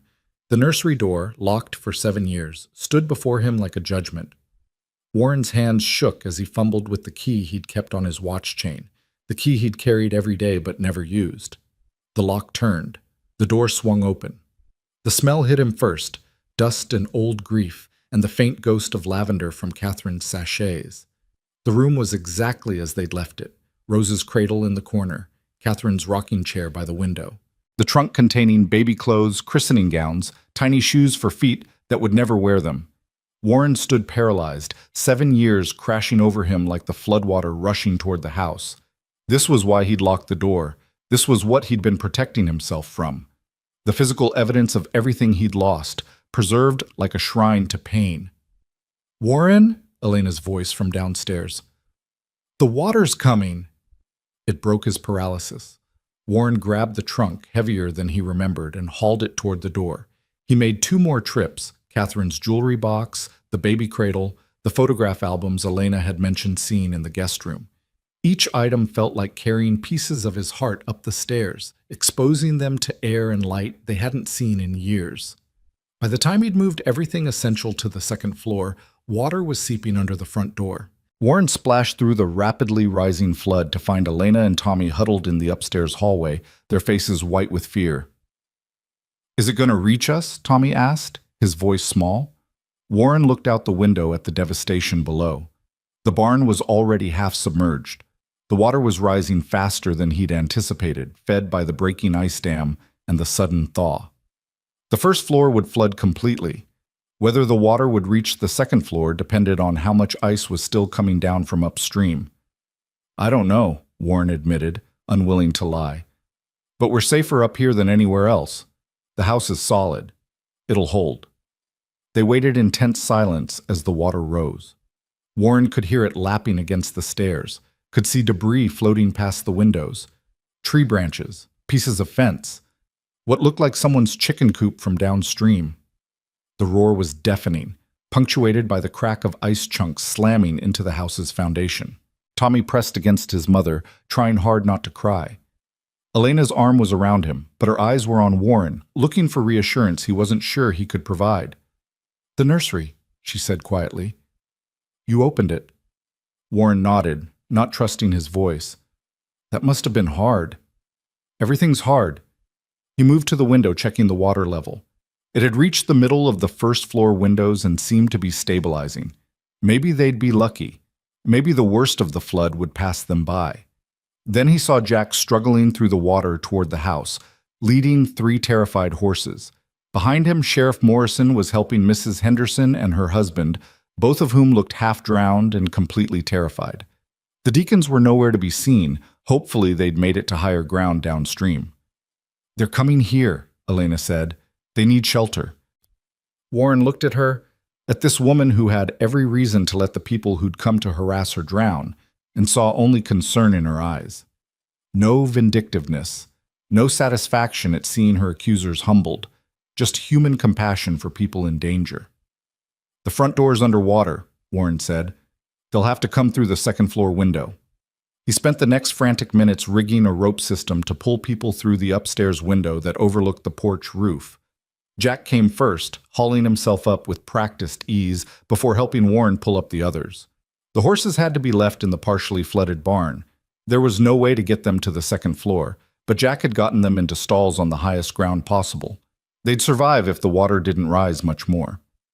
Mrs. Henderson came through the window, soaked and shivering, her self-righteous indignation washed away along with her dignity. Her husband was in worse shape, and Morrison looked exhausted from helping them both navigate the flood. They all stood dripping in Warren's upstairs hallway. The people who'd come to question his morality now completely dependent on his charity. The irony wasn't lost on anyone. Elena moved past Warren without a word, went to the linen closet and started pulling out blankets and towels. "Get out of those wet clothes before you catch your death. Tommy, help me get the spare room ready." "But Mama, they were mean to you." "I know, baby, but that doesn't mean we let them freeze." Elena's voice was gentle but firm. "Being better than our circumstances, that's what matters, remember?" Tommy nodded slowly, then surprised everyone by approaching Mrs. Henderson with a towel. "Here, ma'am, you're shaking." Mrs. Henderson took the towel with trembling hands, her face crumpling. "I'm sorry," she whispered. "We were wrong to come here like that. Wrong to question. I'm so sorry." "Save the apologies for when we're all dry and safe," Warren said brusquely, uncomfortable with emotion. "Elena's right. Let's focus on surviving the night. We can sort everything else out later." They spent the next several hours huddled together in the upper floor of Warren's house while the floodwater raged below. Warren's pantry was mostly on the ground floor, unreachable, but Elena had been storing extra supplies in the upstairs linen closet, a habit formed from years of uncertainty. They had enough food for a few days if they were careful. As night fell and the water showed no signs of receding, the group settled into an uneasy truce. Mrs. Henderson and her husband took the guest room. Sheriff Morrison bunked with Jack in the small storage room Warren had been using for keeping extra blankets. Elena and Tommy remained in their usual room, and Warren found himself with nowhere to go except the hallway floor, or, "You should sleep in your wife's room," Elena said quietly, finding him staring at the closed door at the end of the hall. "It's yours. You should use it." Warren looked at that door, at the room he'd locked along with the nursery, and shook his head. "Can't. Haven't been in there since she died." Elena's voice was gentle. "I know. But Warren, you opened the nursery today. You saved all those precious things. Maybe it's time to stop locking yourself out of your own life." "I don't know how." The admission came out raw, broken. Elena took his hand, her touch warm despite the cold. "Then let me help you. Just for tonight. Just to get through this." She led him to the door, turned the handle. It wasn't locked, had never been locked like the nursery, and opened it into darkness. Warren felt his chest constrict, felt 7 years of avoidance crashing over him. But Elena's hand in his kept him grounded, kept him from drowning. She lit a lamp, and the room emerged from shadow. Catherine's room. Their room. The bed they'd shared, the dresser with her hairbrush still sitting on top, the wardrobe containing dresses he couldn't bear to give away. It was a museum to a life interrupted, and walking into it felt like stepping into his own grave. "Breathe," Elena instructed softly. "Just breathe." Warren realized he'd been holding his breath, his chest locked tight with panic. He forced air into his lungs, forced himself to look around instead of running. "It's just a room," Elena said. "The memories are hard, I know, but it's just a room. It doesn't have power unless you give it power." "She died in that bed." Warren's voice broke. "I held her while she... I know. And you've been carrying that moment like a stone for 7 years. But Warren, she also lived in this room. She laughed here, dreamed here, loved you here. This room held more than just her death. It held her whole life with you." Warren sank onto the edge of the bed, his hands shaking. Elena sat beside him, not touching, but present, solid and real in a way that memories couldn't be. "My husband died in our bed too," she said quietly. "After, I couldn't sleep there for months. I'd lie on the floor, on the sofa, anywhere but where he'd taken his last breath. I thought avoiding it would make it hurt less. Did it? No. It just meant I was uncomfortable and hurting instead of just hurting." Elena's smile was sad. "Eventually I realized something. He wouldn't have wanted me to make myself miserable over his memory. He'd have wanted me to live, to be comfortable, to let myself heal." "Catherine would have wanted that too," Warren admitted. "She'd be furious with me for locking up the nursery, for turning this house into a tomb." "Then maybe it's time to honor her by living again. Not forgetting, never forgetting, but living." Elena stood, moved toward the door. Get some rest. Real rest. In a real bed. You've earned it. She was almost gone when Warren spoke. Stay. Elena froze. Warren, I don't think... Not like that. Warren's face flushed. I don't want to be alone in here, not yet. Just stay until I fall asleep, please. The vulnerability in his voice seemed to break something in Elena. She nodded slowly, returned to the chair by the window, Catherine's chair, and settled in. All right, but you actually have to try to sleep.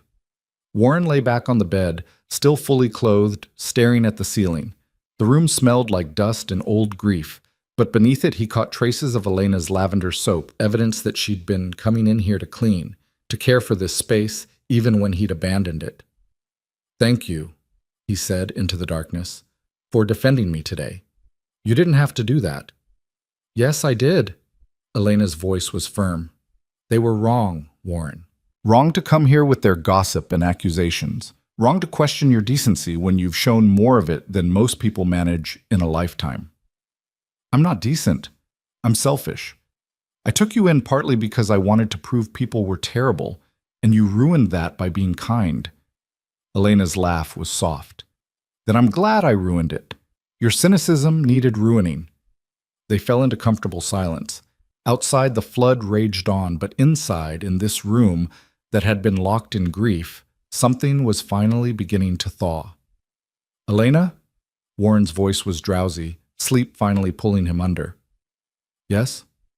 When this is over, when the water recedes and everyone goes home, don't leave.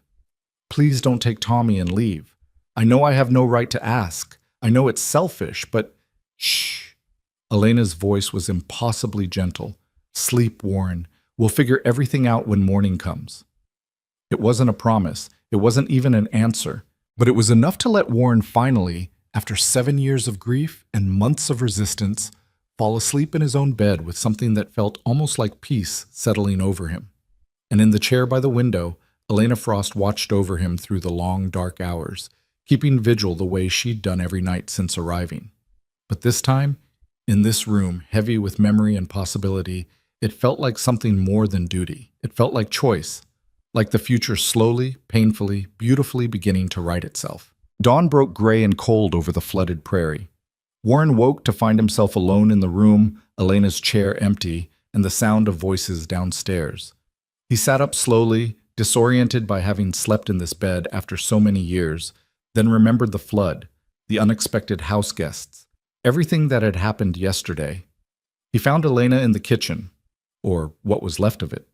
The water had receded overnight, leaving behind a coating of mud and debris that covered everything below waist height. Elena stood in the middle of it all, her skirts hiked up and tied, already scrubbing at the walls with a determination that was both admirable and heartbreaking. You should have woken me, Warren said from the doorway. Elena turned, her face smudged with mud, but her expression resolute. You needed rest, and I needed something to do with my hands. Besides, it's not as bad as it looks. The structure's sound. Just needs cleaning, Mrs. Ott. Henderson appeared from the parlor, also mud-splattered, carrying a bucket of dirty water. She stopped when she saw Warren, her face coloring with shame. Mr. Blackwood, I need to apologize, properly. What we did yesterday, coming here with accusations and judgment, it was wrong. Deeply wrong. And then you saved us anyway. Took us in when you had every right to leave us to the flood. Her voice broke. I'm so ashamed. Warren looked at this woman who'd led the charge against him yesterday, now standing in his ruined kitchen offering genuine contrition. The flood makes people rethink things. Don't mistake gratitude for actual change of heart. It's not gratitude. Mrs. Henderson set down her bucket, met his eyes directly. It's clarity. Watching Mrs. Frost care for us last night, seeing how she treats everyone with kindness regardless of how they've treated her, seeing how your household actually functions, I realized I'd been judging something I knew nothing about. I'd been listening to gossip instead of truth. That's on me, Mr. Blackwood. And I'm sorry. Elena emerged from behind Warren, wiping her hands on her apron. Mrs. Henderson has been helping me clean since dawn. She didn't have to do that. Yes, I did. Mrs. Henderson's voice was firm. I made assumptions about you, Mrs. Frost. Thought a poor widow living with a wealthy man must be up to something. Never occurred to me that maybe you're just a woman trying to survive, and he's just a man trying to do the right thing. My mother would have been ashamed of me. Sheriff Morrison and Mr. Henderson came in from outside, both covered in mud from trying to assess the damage. Morrison pulled off his hat when he saw Warren. The barn's in rough shape, but salvageable. Lost some fence posts and your south pasture is a mess, but the house foundation held solid. You built well. My father built well, Warren corrected. I just maintained it. Still, Morrison shifted his weight, clearly uncomfortable. About yesterday, we were out of line, all of us. No excuse for it. You've been nothing but generous, and we repaid you with suspicion and gossip. I'll make sure word gets around town about what really happened here, about how you saved people who'd come to harass you. I'd rather you didn't spread any word at all. Warren's voice was tired. I'd rather people just left us alone to live our lives. Unfortunately, that ship has sailed. Jack appeared in the doorway, his expression grim. There's more people coming. Looks like half the town, actually. Word must have spread about the flood. Warren felt his stomach sink. More busybodies, more judgment, more people who wanted to poke their noses into his business. But when he looked out the window, he saw something unexpected. The approaching group wasn't empty-handed. They came with wagons loaded with supplies, tools, lumber, and leading them was Pastor Williams, the elderly minister who'd presided over Catherine and Rose's funerals. "Warren Blackwood," Williams called out as he approached. "Heard you took the brunt of the flood. Came to help rebuild." Warren stepped outside, confused and wary. "Pastor, I appreciate the offer, but no buts. You've been part of this community for 30 years. When one of us falls, we all help them back up. That's how it works." Williams gestured to the crowd behind him. "Besides, I hear you've been doing good work yourself, taking in those who need help. About time this town returned the favor." The crowd dispersed with practiced efficiency, different groups tackling different tasks. Some started cleaning out the barn, while others began repairing fences. The women descended on the house, bringing cleaning supplies and food, and organizing themselves with the kind of terrifying competence that made Warren want to retreat to his study. But his study was currently being scrubbed by 3 church ladies who'd taken over with such authority that Warren didn't dare protest. Pastor Williams pulled Warren aside while the chaos unfolded around them. "I heard about yesterday, about Margaret Henderson and her committee coming out here with accusations." "It's handled," Warren said stiffly. "I'm sure it is. But I wanted you to know that wasn't sanctioned by the church. That was busybodies using religion as an excuse for gossip. There's a difference." Williams paused, his old eyes sharp and knowing. "I also wanted to say, I'm glad to see you living again. Catherine would have been pleased." Warren's throat tightened. "You don't know that." "I do, actually. Your wife and I had many conversations while she was ill. She was terrified of what would happen to you after she was gone, worried you'd lock yourself away, turn bitter and hard. Made me promise I'd check on you." Williams's smile was sad. "I failed that promise. Got too caught up in other people's problems, let you drift. But I'm glad to see I was wrong about how far you drifted. Seems like Mrs. Frost has been the answer to Catherine's prayers." "Catherine never prayed for me to take in a widow," Warren said roughly. "No, she prayed for you to find a reason to keep living, for your heart to thaw enough to let life back in. Doesn't matter what form that takes. Could be a widow, could be her son, could be a barn cat. What matters is you're not dead anymore. You're angry and scared and confused, but you're alive. That's what she wanted." The words hit Warren like a physical blow. He'd spent 7 years convinced that honoring Catherine's memory meant preserving his grief, maintaining the walls, refusing to move forward. But what if he'd been wrong? What if the greatest dishonor to her memory was wasting the life she'd have wanted him to live? "I don't know how to do this," Warren admitted, the words barely audible. "Don't know how to care about people again without being terrified of losing them." "Nobody knows how. That's what makes it brave." Williams clapped him on the shoulder. "But I'll tell you what I've learned in 50 years of ministry. You can't protect yourself from loss by refusing to love. You just end up losing everything anyway, including yourself. At least if you love, you get something beautiful before the inevitable pain. Warren watched Elena through the window, directing the cleaning efforts with quiet authority, Tommy at her side helping where he could. She caught Warren's eye and smiled, a real smile, warm and open and completely without guardedness. His chest ached with the enormity of what that smile represented. He'd tested her for selfishness and found kindness. He'd built walls and she'd quietly dismantled them. He'd locked away his heart and she'd picked the lock without him even noticing. And now he stood at a crossroads. He could let her leave when spring came, could preserve his careful isolation and call it honor. Or he could do the terrifying thing and ask her to stay, not as an employee, not as charity, but as something permanent. The thought should have filled him with panic. Instead, it felt like the first deep breath he'd taken in 7 years. By midday, the house was mostly cleaned, the barn was structurally sound, the livestock accounted for and safe. The fences would take weeks to fully repair, but the immediate crisis had passed. The townspeople began packing up their supplies, satisfied that the Blackwood Ranch would survive. Mrs. Henderson approached Elena as she was wringing out a mop, her expression hesitant. "Mrs. Frost, I wonder if you have a moment, I'd like to speak with you, privately." Elena glanced at Warren, who nodded slightly, then followed Mrs. Henderson outside to the porch. Warren watched through the window, unable to hear but able to see Mrs. Henderson's earnest gestures, Elena's careful listening. "She's apologizing again," Jack said, appearing at Warren's elbow. "Been working up the courage all morning." "She already apologized." "Not properly, not woman to woman." Jack's expression was knowing. Mrs. Henderson's realizing she tried to destroy something good because she couldn't understand it. That sits heavy on a person. Warren grunted, uncomfortable with the emotional complexity. He understood anger, understood grief, understood isolation.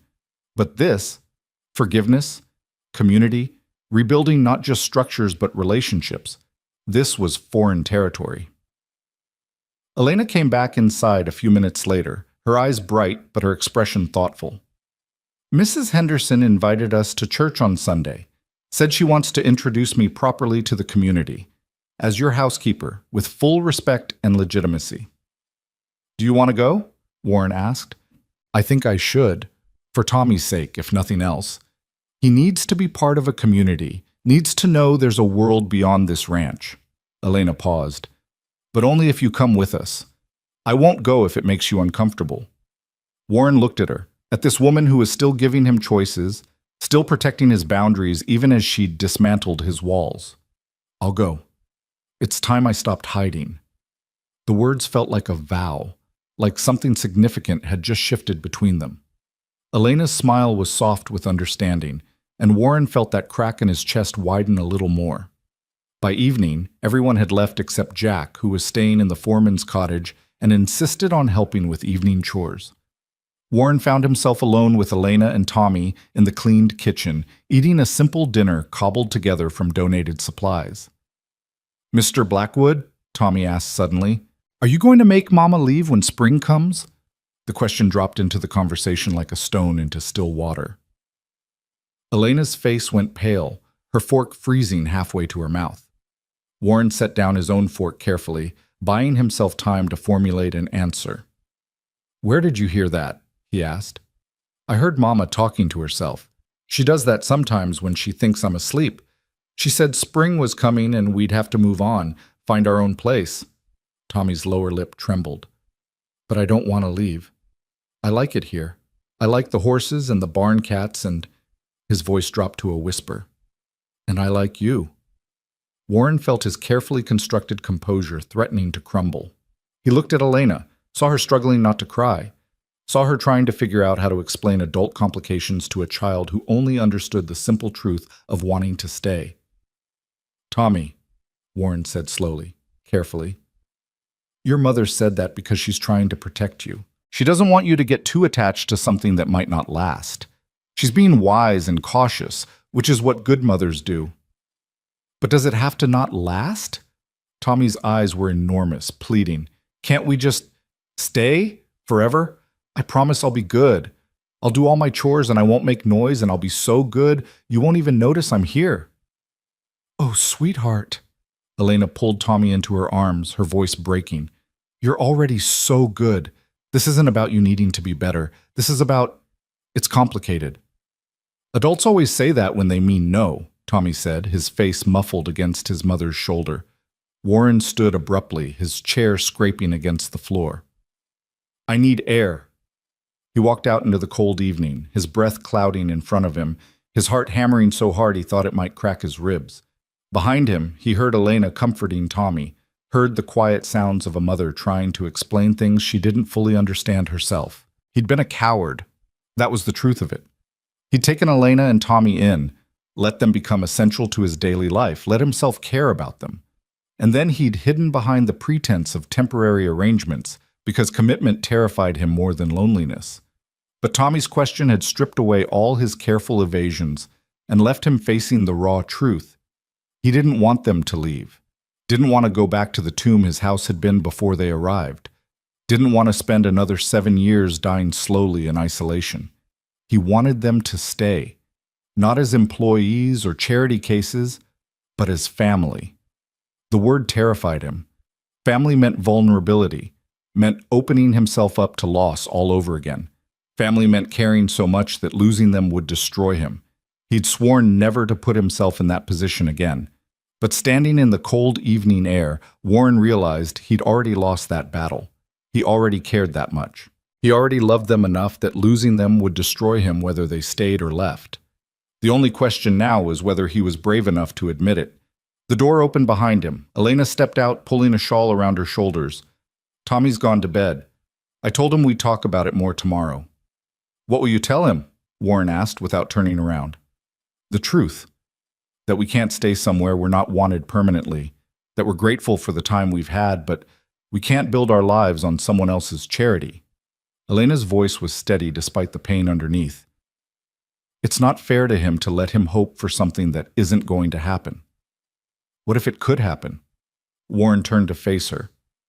What if I wanted it to happen? Elena stared at him, her expression caught between hope and disbelief. "Warren, don't say things you don't mean just because Tommy asked a hard question." "I'm not." He stepped closer, his hands clenching and unclenching at his sides.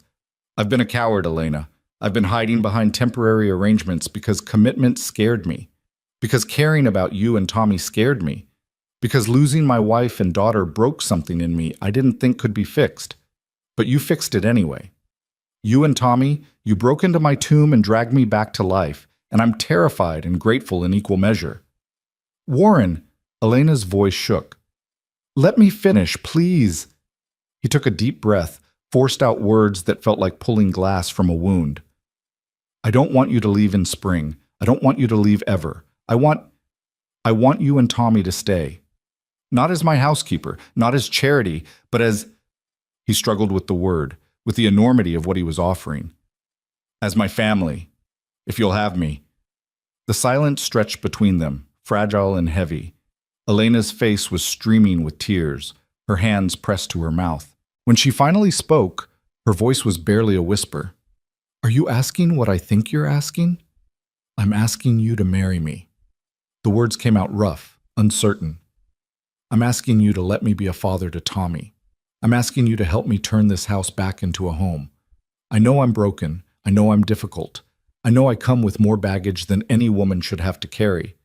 But I also know I love you, both of you, and I'd rather spend the rest of my life trying to be worthy of that love than spend another day alone." Elena made a sound that was half laugh, half sob. "You impossible man. You absolutely impossible, stubborn, infuriating man. Do you have any idea how long I've been hoping you'd say something like that?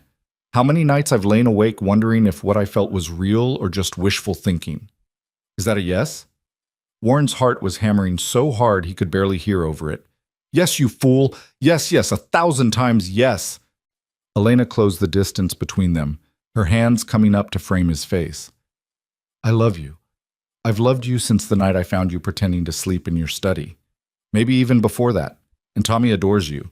You're already the father he needed. You just had to let yourself see it." Warren pulled her close, buried his face in her hair, and felt something inside him finally, completely break open. Not the breaking of grief, but the breaking of ice, painful and necessary, and ultimately freeing. He was crying, he realized with distant surprise, actually crying for the first time since Catherine's funeral. But these were different tears. These were the tears of a man letting go of death and choosing life.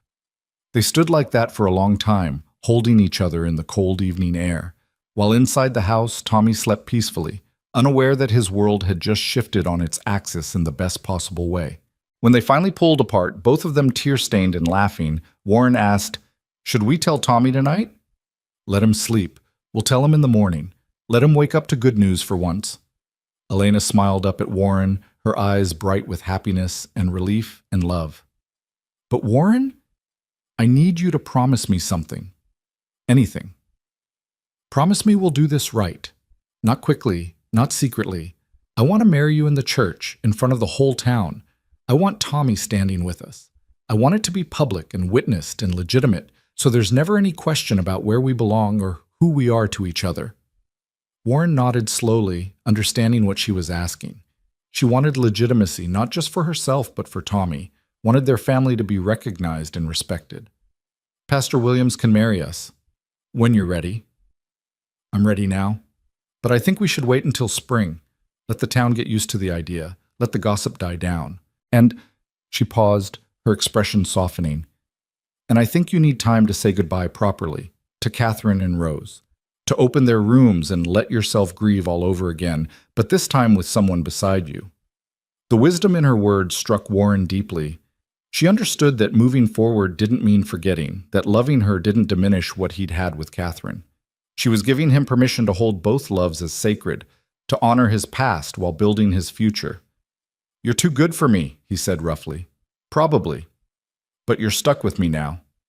Elena's smile was impish, young, nothing like the exhausted widow who'd collapsed at his gate months ago.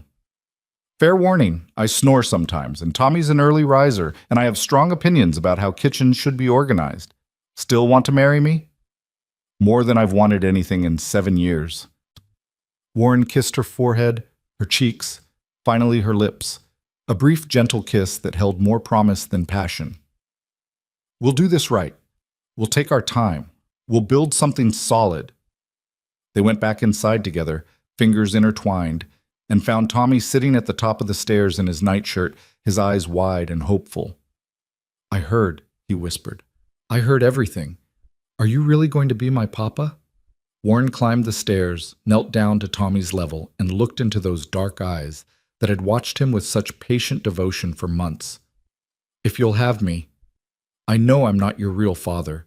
"You're real enough," Tommy interrupted, launching himself into Warren's arms with the complete trust that only children possess. "You're exactly right. Mama chose you, and I choose you too." Warren held the boy close, felt Elena's hand on his shoulder, and understood with sudden clarity that this moment of choosing each other, of committing to building a family from the broken pieces of their separate griefs, this was what healing looked like. Not the absence of pain, but the presence of love strong enough to carry it. The following Sunday, Warren attended church for the first time in 7 years. He sat in the pew with Elena on one side and Tommy on the other, feeling the weight of the community's eyes, but also feeling their acceptance.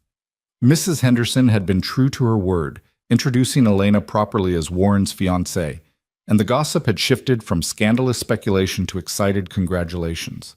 After the service, Pastor Williams pulled Warren aside. "I'd be honored to perform the ceremony. When were you thinking?" "Spring, when the apple trees bloom." Warren glanced at Elena, who was talking with some of the church ladies, Tommy showing off his drawing to anyone who'd look. "There's an old tree near where Catherine and Rose are buried.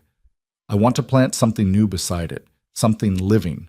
And I want to marry Elena there, with both my families present, the one I lost and the one I'm building." Williams's eyes grew misty. "That's beautiful, Warren. Catherine would have loved that." "I think so too." Warren paused. "Thank you for not giving up on me, for understanding that grief takes different shapes for different people. We all grieve in our own way. The important thing is that you've found your way through to the other side. That's rare and precious." Williams smiled. Now go be with your family. They're waiting for you. The winter months passed quickly after that, filled with the work of rebuilding what the flood had damaged and preparing for the wedding. Warren taught Tommy to ride properly, started showing him the business of running a ranch. Elena took over the household completely, not as an employee but as its rightful mistress, making decisions and changes with Warren's full blessing. And slowly, carefully, Warren opened the closed rooms of his house. He and Elena went through Catherine's things together, sorting what to keep and what to give away. Tommy was given Rose's cradle to keep his treasures in, transforming it from a shrine to grief into something useful and loved. The nursery became Tommy's room, filled with the noise and mess of a living child instead of the silence of memory. It hurt. Every step hurt. But Elena was there through all of it, holding Warren's hand when the grief became overwhelming, reminding him that loving her didn't betray Catherine's memory, but honored it by refusing to let love die with her. One evening in March, as the first hints of thaw appeared in the frozen ground, Warren found Elena in Catherine's old room, their room now, staring at the wedding photograph on the dresser. "Does it bother you?" he asked, having her picture there. Elena shook her head. "She was part of your life, part of what made you who you are. I'm not threatened by her memory, Warren. I'm grateful for it. She loved you well, and that love taught you how to love me." Warren wrapped his arms around her from behind, rested his chin on her shoulder. "I never thought I'd feel this way again. Happy, hopeful, like the future was something to anticipate instead of endure. That's what love does. It makes us brave enough to hope."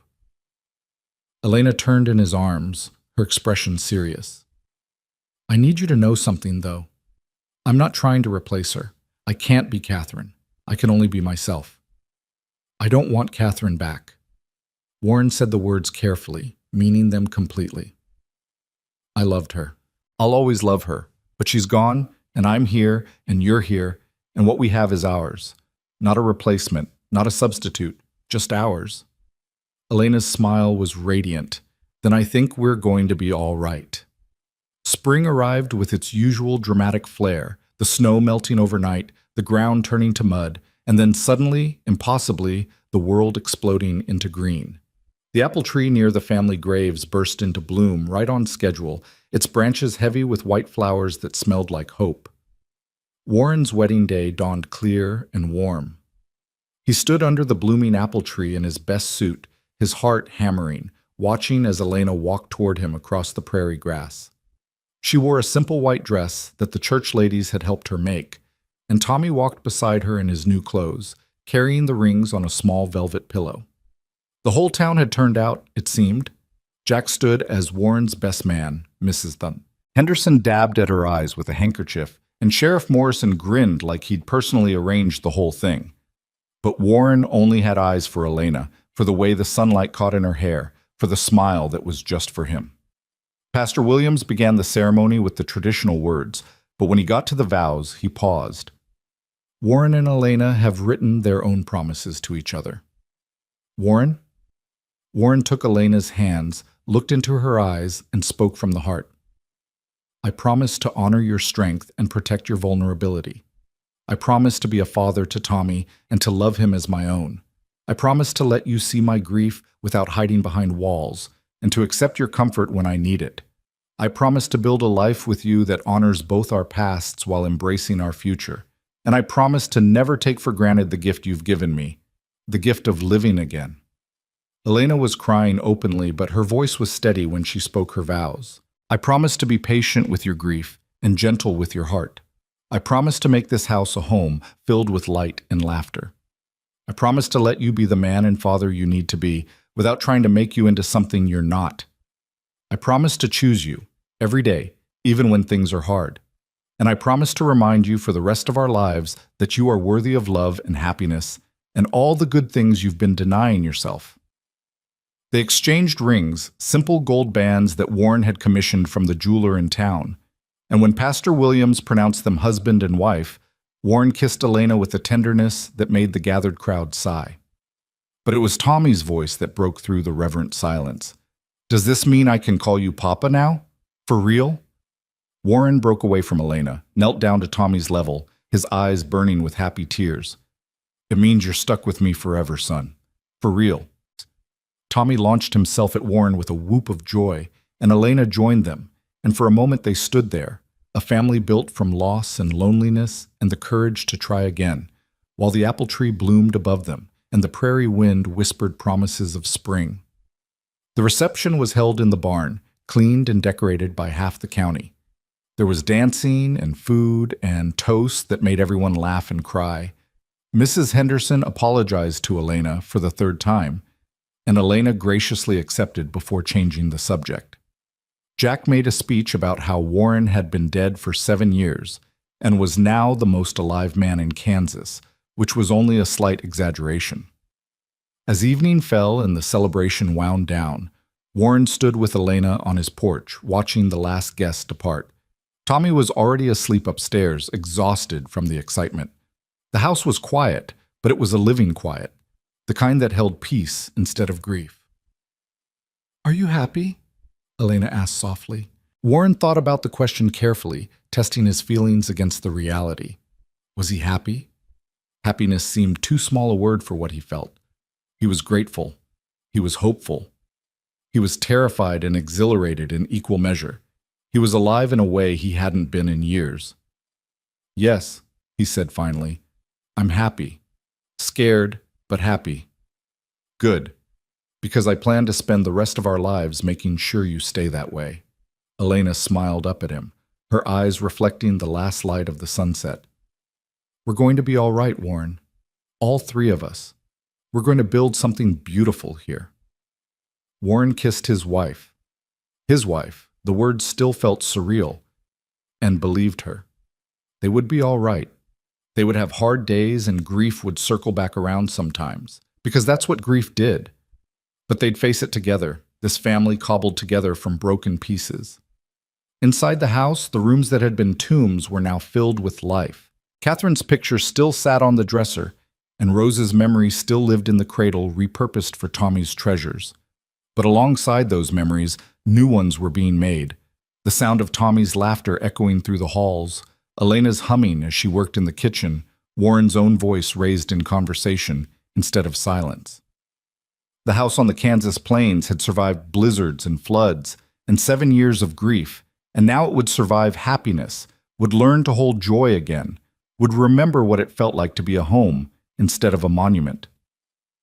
Warren Blackwood stood on his porch with his wife beside him, watching the sun set over land that had witnessed both his deepest sorrow and his unexpected redemption, and knew with bone-deep certainty that he'd been given the rarest of gifts, a second chance at life. And he was finally, after all these years, brave enough to take it.